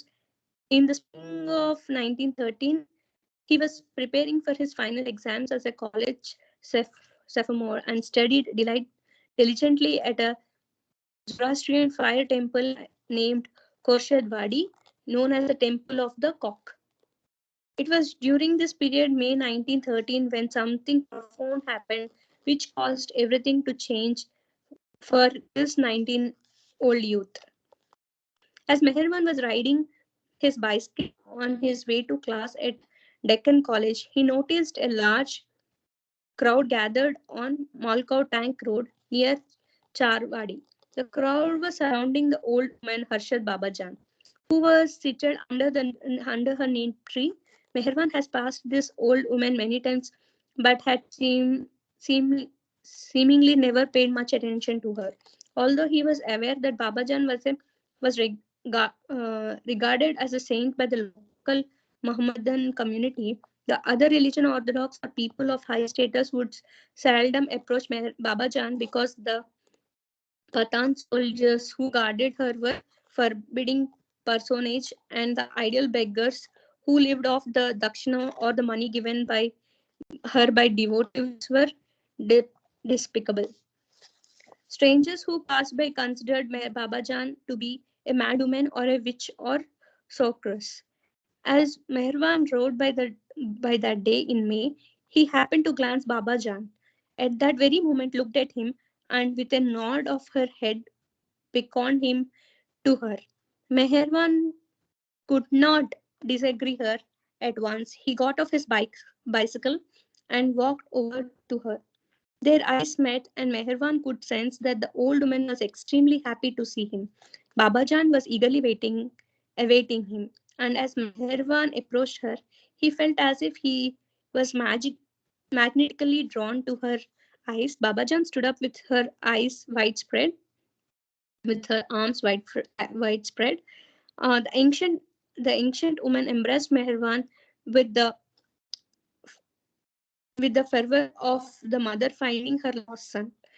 Tears streamed down her wrinkled cheeks as she repeated, "Mera mera pyara beta, my beloved son." Our age has awaited for this moment. Finally, Babajan, beloved son, has returned, and the tears of the aged mingled with those of the old woman Kutub. The echo of her loving cry, "My beloved son," was eventually to affect the innermost recesses of every heart. Meherwan was speechless and stood motionless like a statue in front of the ancient woman. For the moment of her embrace, Meherwan felt as if an electric current was passing through his body, spending impulses from his head to his toes. What he then experienced is indescribable. His individual consciousness was merging with the ocean of bliss. Although Meherwan was dazzled by the effect of the luster that Babajan embraced imparted, he maintained some consciousness of the environment and walked home, leaving his bicycle behind. Although inwardly his total being was profoundly affected, outwards he appeared for the most part normal. Gradually, however, the young man lost interest in all his studies and was also indifferent to participate in sports or games. As the weeks and months passed, he preferred more and more to left alone. Meherwan was no longer enthusiastic about anything in life. In the very aspect in which he had excelled, he became a failure. He was unable to concentrate on anything and was unable to communicate to his family, teacher, or friends what he was experiencing. Life was now totally empty except for one person, the ancient woman. The only thing Meherwan did regularly for the next 7 months was to visit Babajan from from that day in May 1913 onwards every evening. For hours he could sit by the old woman's side, sometimes very late into the night. The atmosphere surrounding Babajan made it difficult to believe that she was a holy woman. Babajan was surrounded by ruffians, the Pathan soldiers, her bodyguards, parasitical beggars, and even thieves who could not hesitate to steal whatever a devotee placed as a gift before her. Some say love is blind, but love seems beyond good and evil, and it was the inner link of the divine love which has been established between Meherwan and Babajan. Thus, every evening without fail, Meherwan would go to Babajan. He did not care about the remarks of people who shook their head and criticized. Such a good boy was Meherwan, the son of religious and the respectable parents, that he could visit the haunt of that which is a sin. This good name and admirable character were flattered, but it did not concern him for with that one embrace from Babajan. Meherwan's life's in illusion ended, and merging of his life in divinity began. When Babajan and Meherwan would sit together under her tree, they seldom spoke. One night during January 1914, as Meherwan was about to leave, he kissed Babajan's hand. She turned, held his face in her hands. The time has come. Babajan held Meherwan's face, looked deeply into his eyes with all her love, and kissed him on the forehead. Turning to her followers nearby, she pointed her little finger at the dazed Meherwan and declared, "This is my beloved son. He will one day shake the world, and all the humanity will be benefited by him. I repeat, this is my beloved son. He will one day shake the world, and all the humanity will be benefited by him." Meherwan just stood there for as soon as Babajan has kissed him, he became insensible. He lost his grip on his mind, yet somehow he mechanically retracked his steps back to home. His mind had no conception of anything in his surroundings. His body was moving, although he was unaware of what he was doing and where he was. In that state of entering obliviousness, about 11 o'clock in the evening, he reached home and went straight into his room to lay on his bed. The lifting of the veil has occurred through an extraordinary divine experience. Within 10 minutes of laying down, Meherwan again experienced the same feeling he had experienced after Babajan's embrace in May, but now it was intensified a thousandfold. The light came. He felt as if millions of watts of electric current was speeding through his body, dissolving the flesh and bones. He had no body. His being now cons- con- consisted of electricity. His body has transmuted into light. Meherwan's breath was refilled. He felt as if thousands of hands were tang- tangling him, as if his heart were about to stop. Panic overwhelmed him. One cannot imagine how terrific he was. For, in, for instance, take the fear of a man who does not know how to swim. Suppose he is forcefully held under a deep water. He's, he starts to drown. The man experiences fear due to suffocation and the certainty that he is about to die. Or take the terror of someone being violently strangled to death. Even when compared to these, there are vast differences in fear and fright that Meherwan experienced that night. His experience cannot be grasped by the intellect. It has to be, it has had to be with the vacuum of the nirvana or fana phila state of self annihilation and the rise of spiritual consciousness lengthened in each soul's infinite unconsciousness.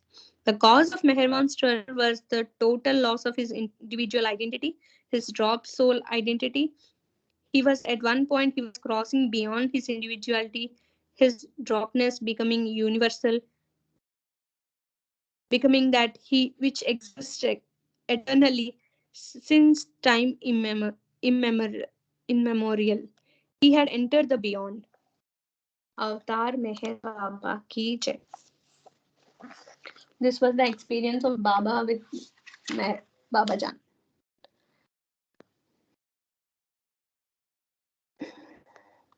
Now I'll sing a song.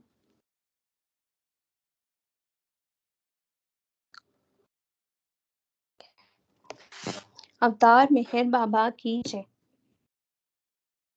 जब चिंता से गिर जाओ, जब दुख से चैन गवाओ, जब कुछ भी समझ न पाओ, तो कहना मेहर बाबा। जब चिंता से गिर जाओ, जब दुख से चैन गवाओ, जब कुछ भी समझ न पाओ, तो कहना मेहर बाबा। जय बाबा जय बाबा, जय बाबा मेहर बाबा। जय बाबा जय बाबा, जय बाबा मेहर बाबा। जरा मेहर कह कर देखो, जरा दिल में अपनी झांको। जरा मेहर कह कर देखो, जरा दिल में अपनी झांको। वही काशी वही है काबा, प्यारे कहना मेहर बाबा। वही काशी वही है काबा, प्यारे कहना मेहर बाबा। बाबा जय बाबा, जय बाबा मेहर बाबा। जय बाबा जय बाबा, जय बाबा मेहर बाबा। ये दुनिया एक उलझन है, यह माया की अनबन है। ये दुनिया एक उलझन है, यह माया की अनबन है। जो चाहो प्रेम की आबा, प्यारे कहना मेहर बाबा। जो चाहो प्रेम के आबा, प्यारे कहना मेहर बाबा। बाबा जय बाबा, जय बाबा मेहर बाबा। बाबा जय बाबा, जय बाबा मेहर बाबा। जो जपे मेहर को हर पल, वो पाए शांति का फल। जो जपे मेहर को हर पल, वो पाए शांति का फल। मधुसूदन उजले प्रतिभा का राजा मेहर बाबा। मधुसूदन उजले प्रतिभा गाता है मेहर बाबा। जय बाबा जय बाबा, जय बाबा मेहर बाबा। जय बाबा जय बाबा, जय बाबा मेहर बाबा। जब मुश्किल में फंस जाओ, जब कोई राह न पाओ। जब मुश्किल में फंस जाओ, जब कोई राह न पाओ। जब कुछ भी समझ न पाओ, प्यारे कहना मेहर बाबा। जब कुछ भी समझ न पाओ, प्यारे कहना मेहर बाबा। जय बाबा जय बाबा, जय बाबा मेहर बाबा। जय बाबा जय बाबा, जय बाबा मेहर बाबा। जब चिंता से गिर जाओ, जब दुख से चैन गवाओ। जब कुछ भी समझ न पाओ, प्यारे कहना मेहर बाबा।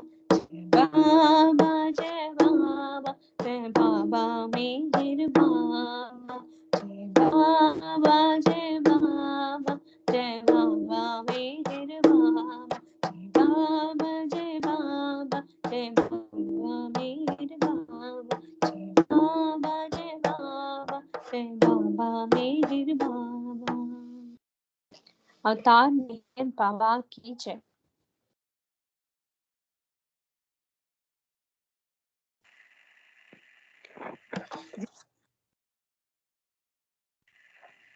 जय बाबा दीपिका, you sang very जय beautifully. बाबा नी।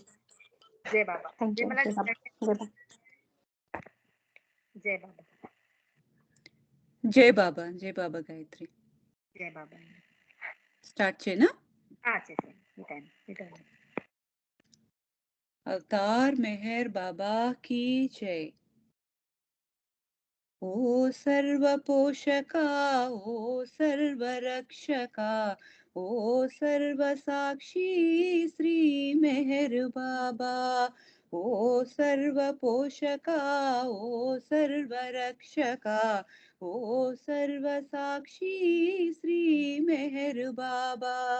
ఆదియు అంతములేని అద్వయుడవు నీవు, ఆదియు అంతములేని అద్వయుడవు నీవు. నీ ప్రమాణమెవ్వరును ఎరుగనేరరయా, నీ ప్రమాణమెవ్వరును ఎరుగనేరరయా. హరే మెహర్ హరే మెహర్, మెహర్ మెహర్ హరే హరే. హరే బాబా హరే బాబా, మెహర్ బాబా హరే హరే.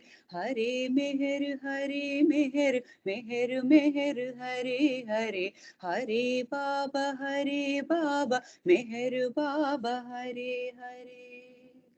అంతట అన్నిట ఉండి అంతటికి ఆవలుండి ఆకాశము పాతాళము నిండి ఉన్న దివ్య శక్తి అంతట అన్నిట ఉండి అంతటికి ఆవలుండి ఆకాశము పాతాళము నిండి ఉన్న దివ్య శక్తి వ్యక్తుడవు అన్ని భూమికలను కలవు వ్యక్తుడవు అన్ని భూమికలను కలవు అన్ని భూమికలకు నీవు అతీతుడవు బాబా అన్ని భూమికలకు నీవు అతీతుడవు బాబా హరి మెహర్ హరి మెహర్ మెహర్ మెహర్ హరి హరి హరే బాబా మెహర్ బాబా Hare Hare Hare Meher Meher Meher Hare Hare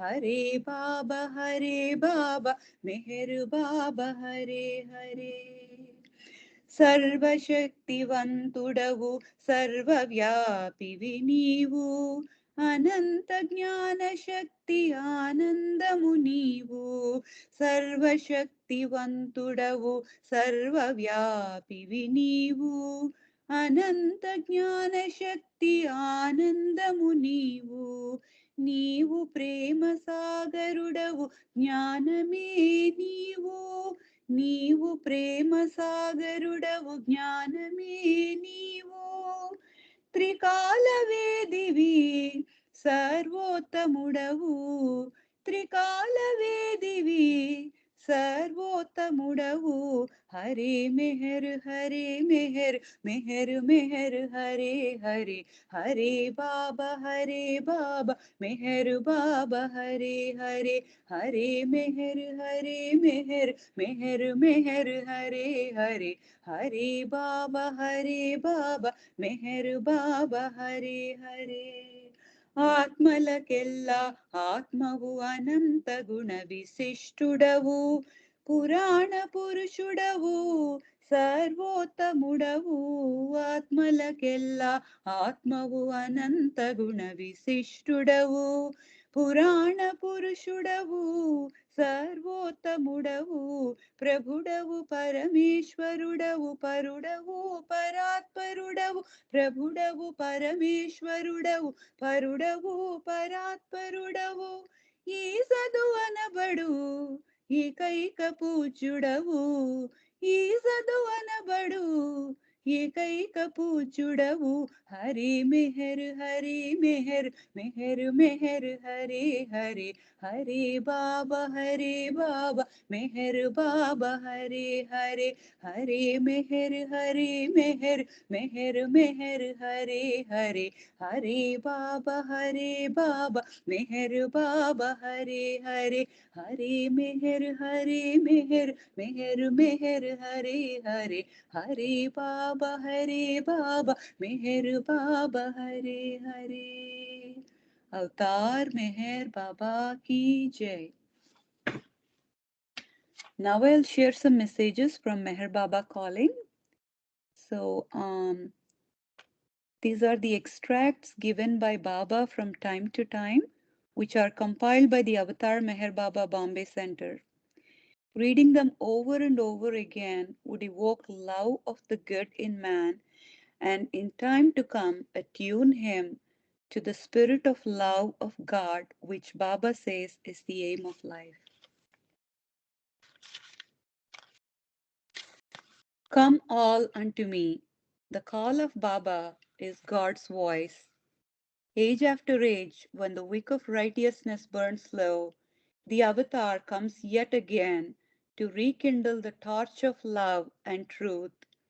Age after age, amidst the clamor of disruptions, wars, fears, and chaos, rings the Avatar's call. Come all unto me.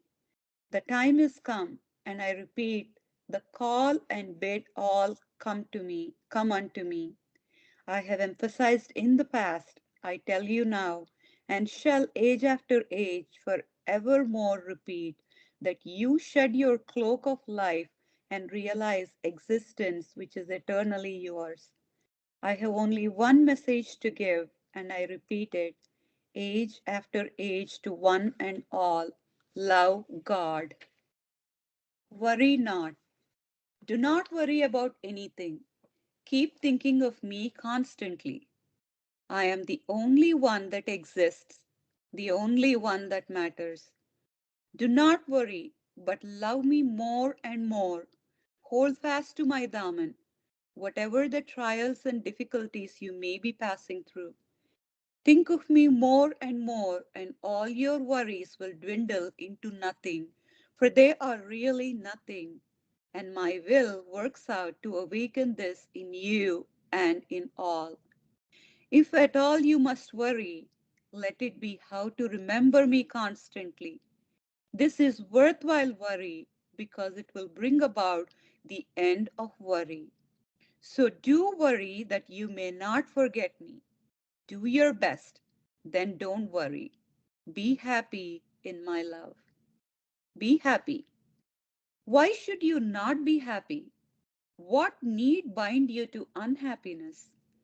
Binding is self-created. It can be overcome if you really want to become free. You are your own obstacle to freedom, and merely wishing for freedom is not enough. It is not what you think or say that matters, but what you sincerely feel within. If you want God, you must want God alone. It is possible to get God if you want to experience truth. What is the cost? Your own separate existence. When you surrender all falseness, you inherit the truth that you really are. I want you all to be happy. I say to you, remain happy under every illusory circumstance. I am not happy when you don't love me. If you have the peace of a frozen lake, you will realize me. Lay down your life at my feet.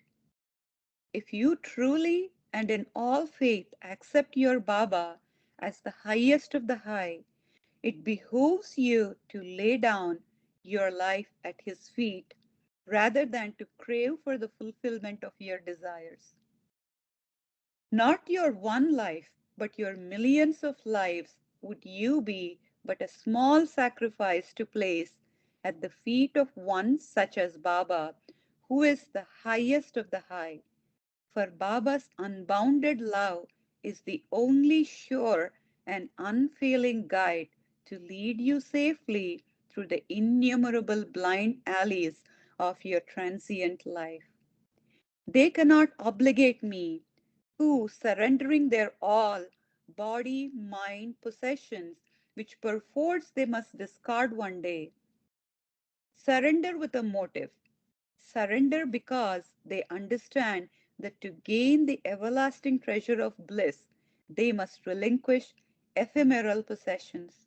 This desire for greater gain is still clinging behind their surrender, and as such, the surrender cannot be complete. Understand my ways. If I am beyond the level of an ordinary human being and much beyond the level of saints and yogis, then I must be the highest of the high.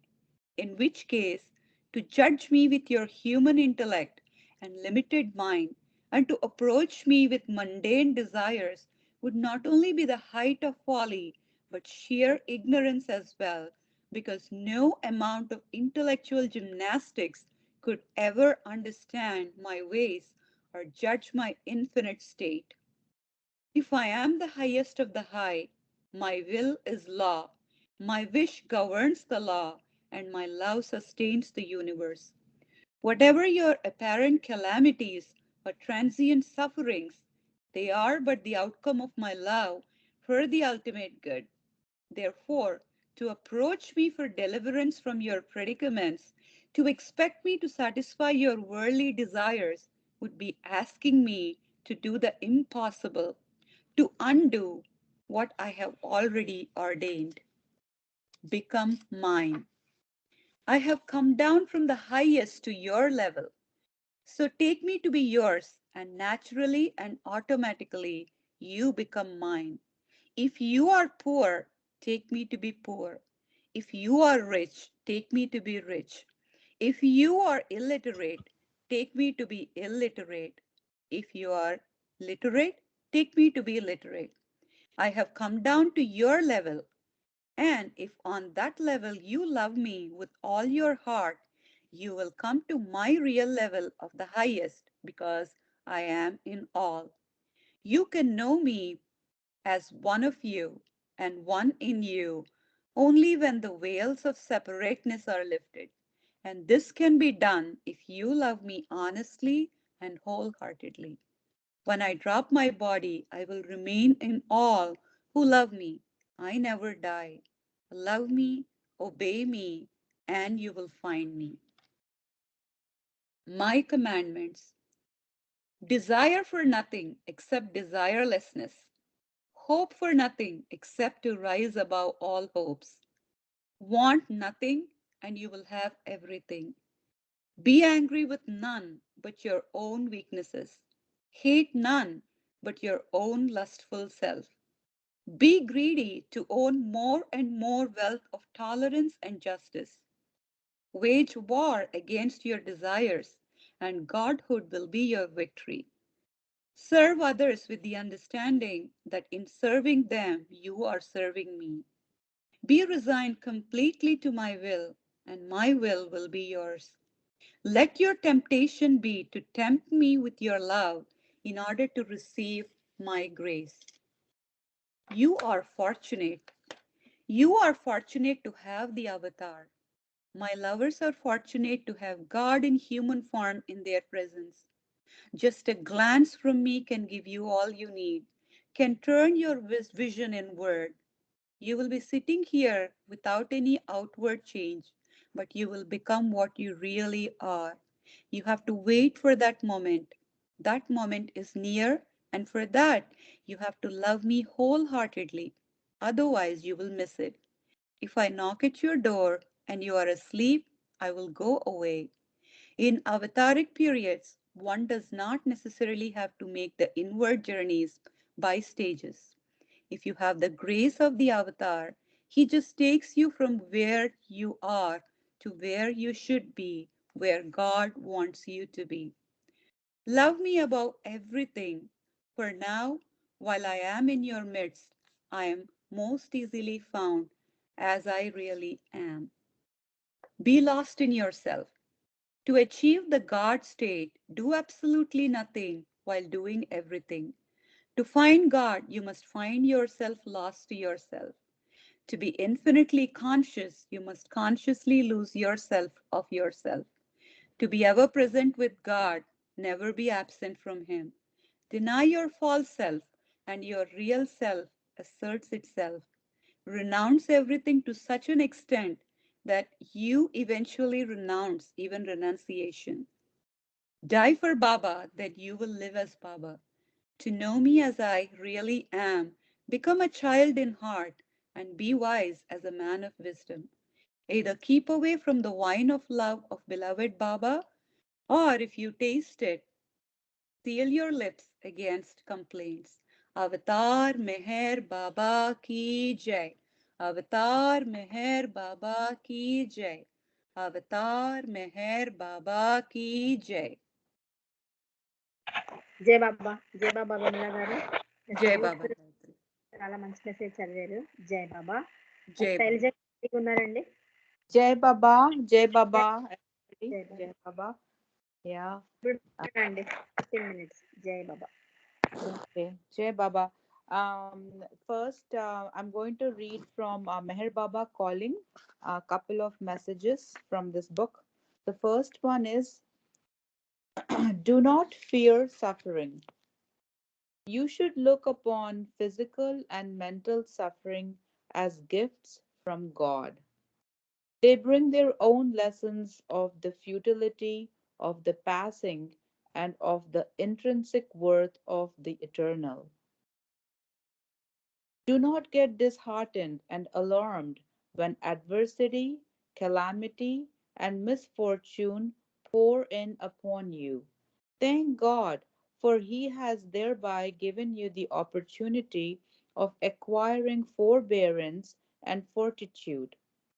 Those who have acquired the power of bearing with adversities can easily enter the spiritual path. Do not fear suffering or blame anyone for it. According to the law that governs the universe, all suffering is your labor of love to unveil your real self. In comparison to the infinite bliss you experience on attaining the I am God state, all the suffering and agonies you go through amount to practically nothing. Jai Baba. The next one is long for union with God. Long for one thing. Be restless for one thing.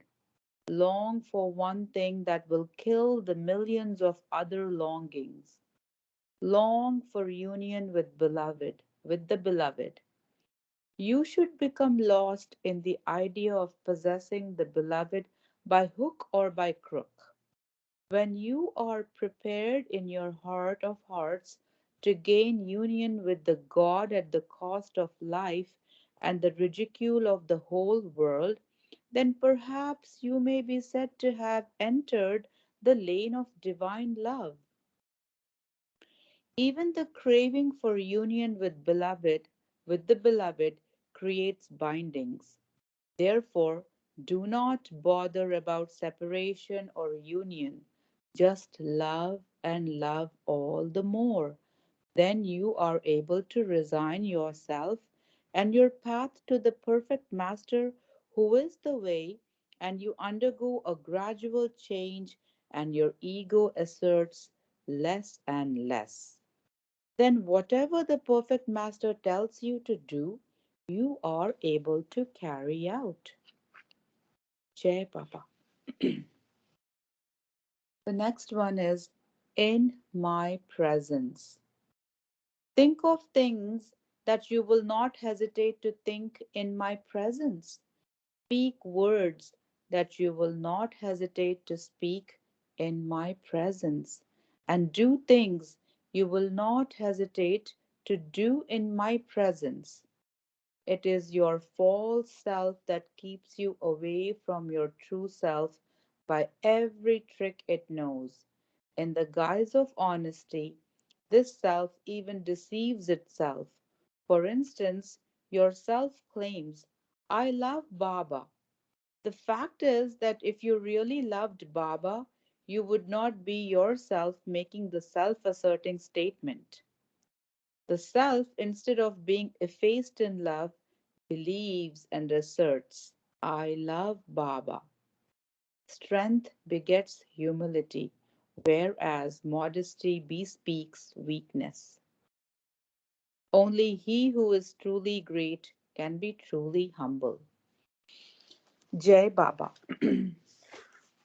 I'm also going to read from this new book, Lives of Love. This is by Judith Garbett, an Australian Baba lover. And in this book, she has uh, given stories of her time with the women Mandali during her stay in Mehrabad and Mehrazad. This book is called Lives of Love, the Women Mandali of Avatar Meher Baba. So the first few pages describe about Mehra and Judith Garbett's experience with Mehra. This first subsection is called the East-West Gathering.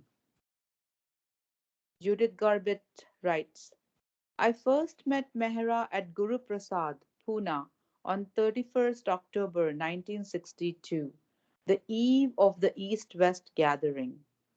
It was in Baba's presence, and just a few minutes after I had met beloved Baba himself for the first time.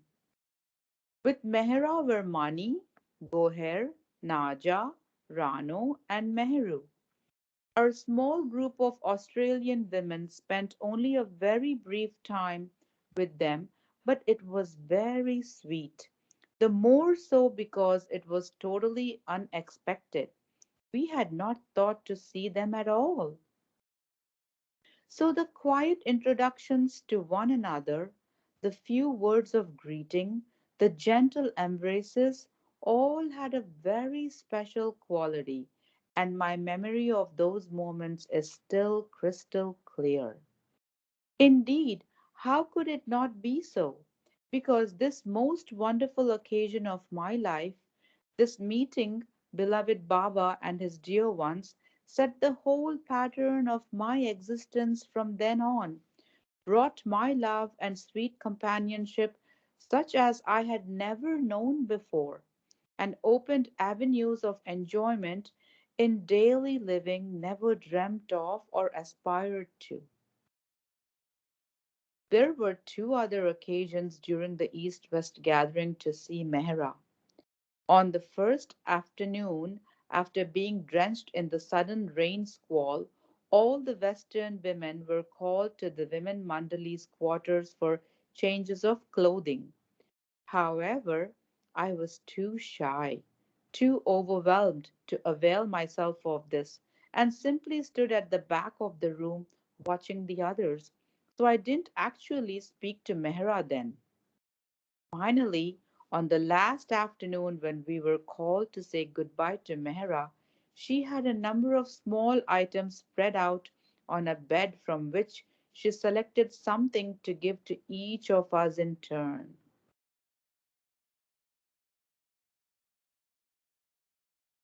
My wonderful um, each of us in turn. My gift was a tiny photo of Baba sitting inside the house of Mahabaleshwar, feeding carrots to the small horse Begum, and I still kept this among my special Baba treasures. Everything about the East West gathering was so momentous for me. Meeting Baba for the first time and being in his presence all day, each day was an experience not easy to describe. Yet I know, looking back, that I never felt lost or out of it in any way. The focus was always on Baba, and time stood still in his presence. The brief meeting with Mehra and the women Mandali was also a very special part of it all. But it was not until years later, at the great darshan, that I began to realize the significance, the beauty, and poignancy of times spent in Mehra's company. Jai Baba. The next section is called The Great Darshan. For our Australian group, the first morning of the Great Darshan was Thursday, 15th May 1969. Walking into Guru Prasad again after more than 6 years caught at my heart, and memories of meeting Baba at the East West gathering came flooding back.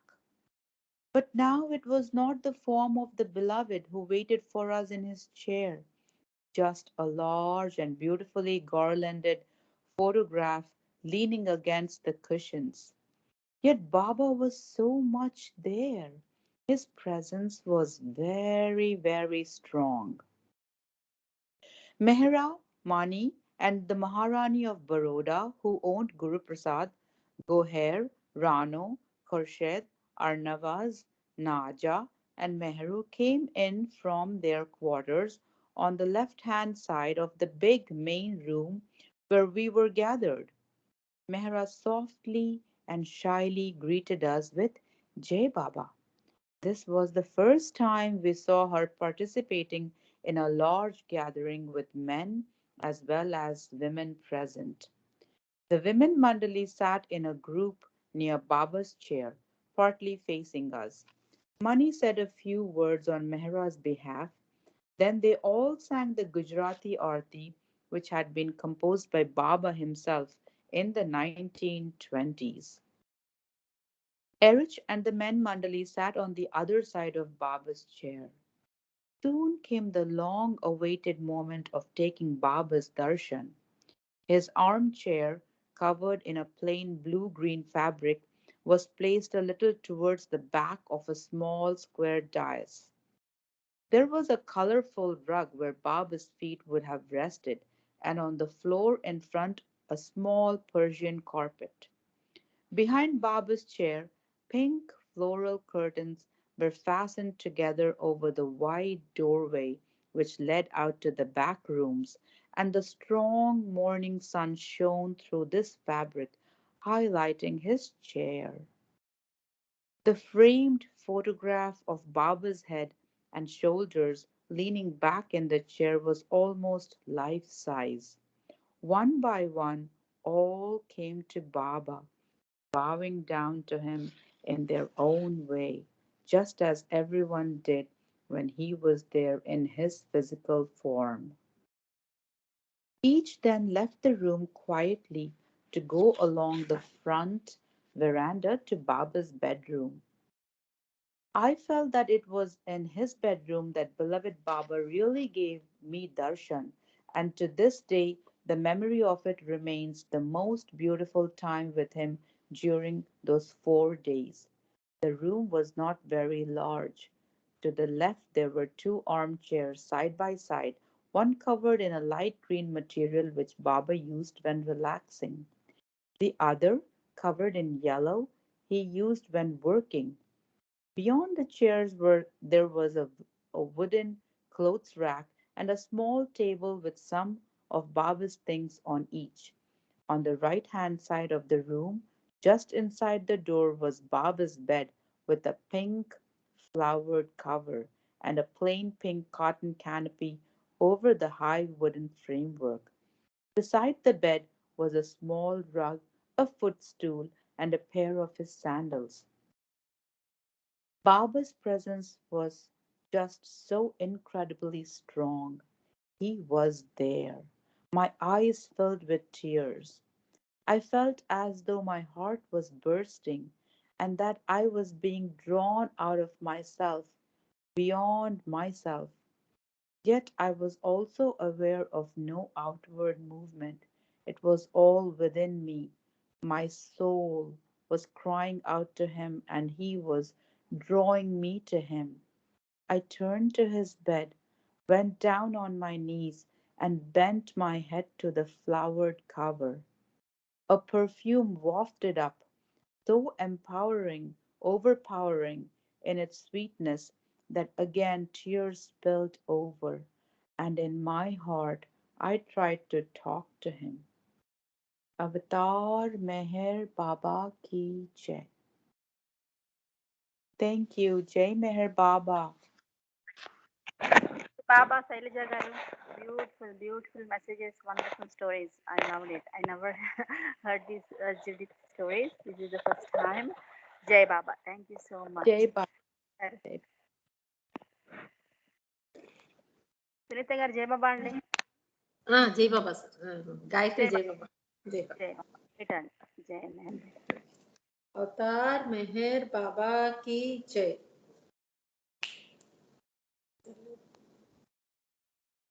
కోటి దేవతలు కొలువై వచ్చి కోరికేమిటంటే మెహర్ చరణ సేవయంట. అదేనా జన్మధేయమంట. కోటి దేవతలు కొలువై వచ్చి కోరికేమిటంటే మెహర్ చరణ సేవయంట. అదేనా జన్మధేయమంట.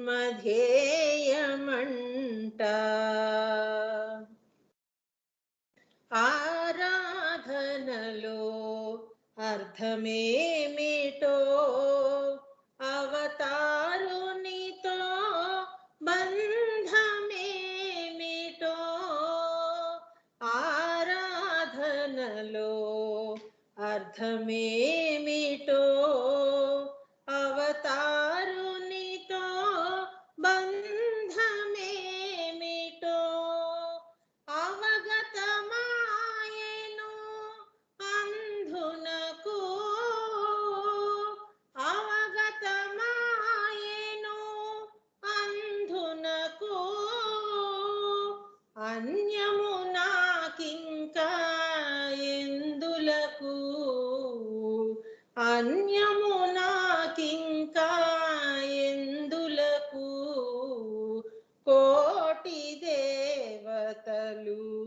కొలువై వచ్చి కోరికేమిటంటే మెహే చరణ సేవయంట అదేనా జన్మధ్యేయమంట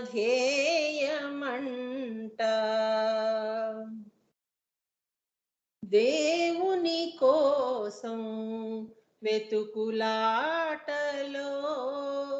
మార్గము తప్పిన మాట సారికి దేవుని కోసం వెతుకులాటలో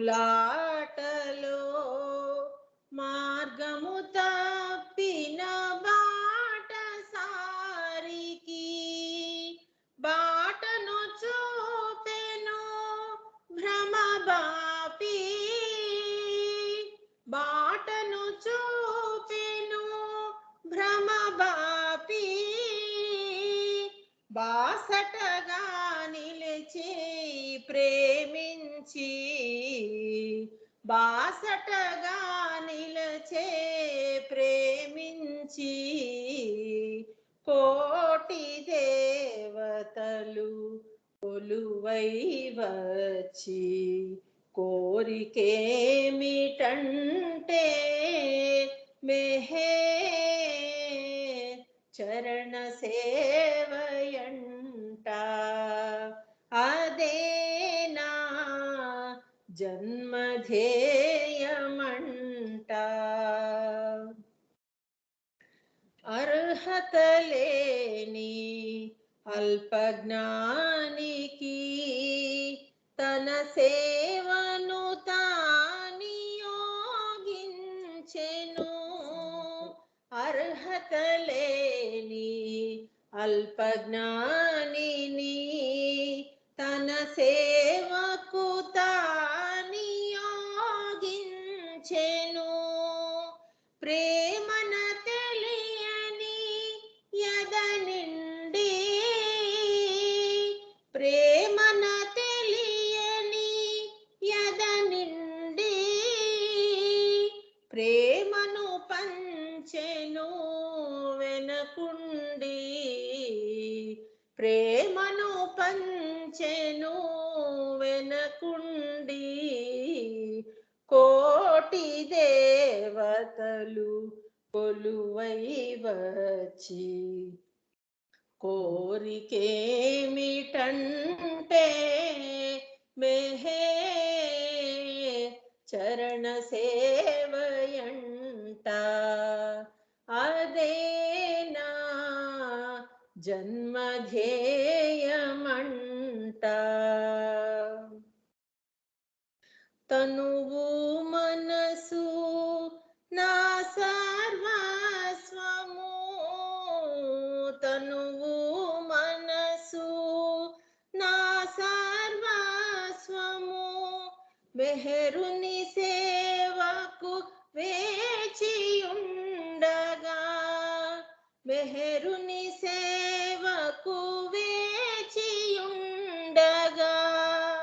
క్షణికమైన కోరికలేలా క్షణికమైన కోరికలేలా ఇహమున నాకింకా మనుగడయేలా ఇహమున నాకింకా మనుగడయేలా కోటి దేవతలు కొలువై వచ్చి కోరికేమిటంటే మెహే చరణ సేవయంట అదేనా జన్మధ్యేయమంట అదేనా జన్మధ్యేయమంట अवतार मेहर बाबा की जय। प्रेम मूर्ति मेहरु बाबा दिव्य नाममुने జీవితాంతం స్మరణ చేసి మోక్షముందుమురా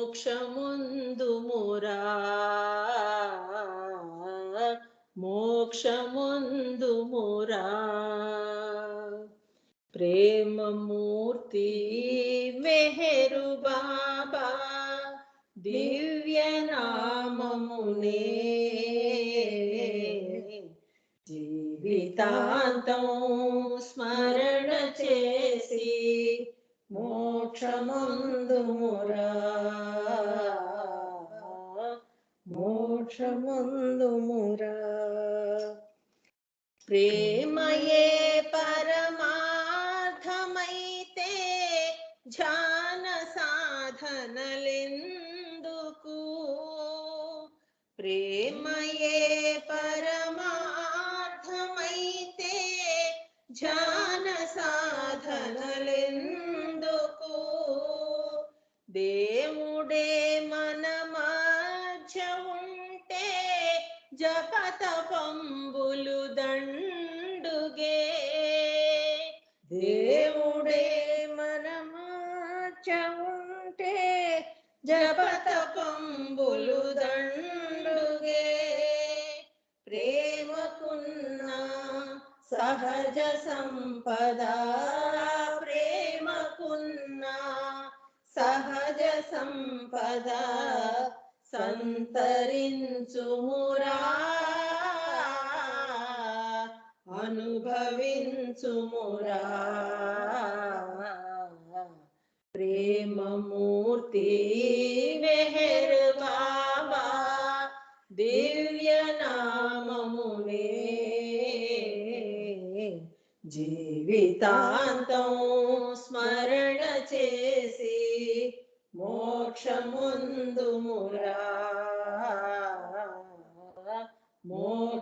మోక్షముందుమురా నిత్య జీవిత యాత్రలోని పాత్ర తెలిసి చరించరా నిత్య జీవిత యాత్రలోని పాత్ర తెలిసి చరించరా పాతకాలపు కర్మకాండ ప్రగతికే ప్రతిబంధకమురా పాతకాలపు కర్మకాండ ప్రగతికే ప్రతిబంధకమురా ముక్కు మూసి మూల కూర్చుని ముక్కు మూసి మూల కూర్చుని మోసపోకుమురా నిజము తెలియుమురా ప్రేమమూర్తి మెహర్ బాబా దివ్య నామమునే జీవితాంతం స్మరణ చేసి మోక్షముందుమురా మోక్షముందుమురా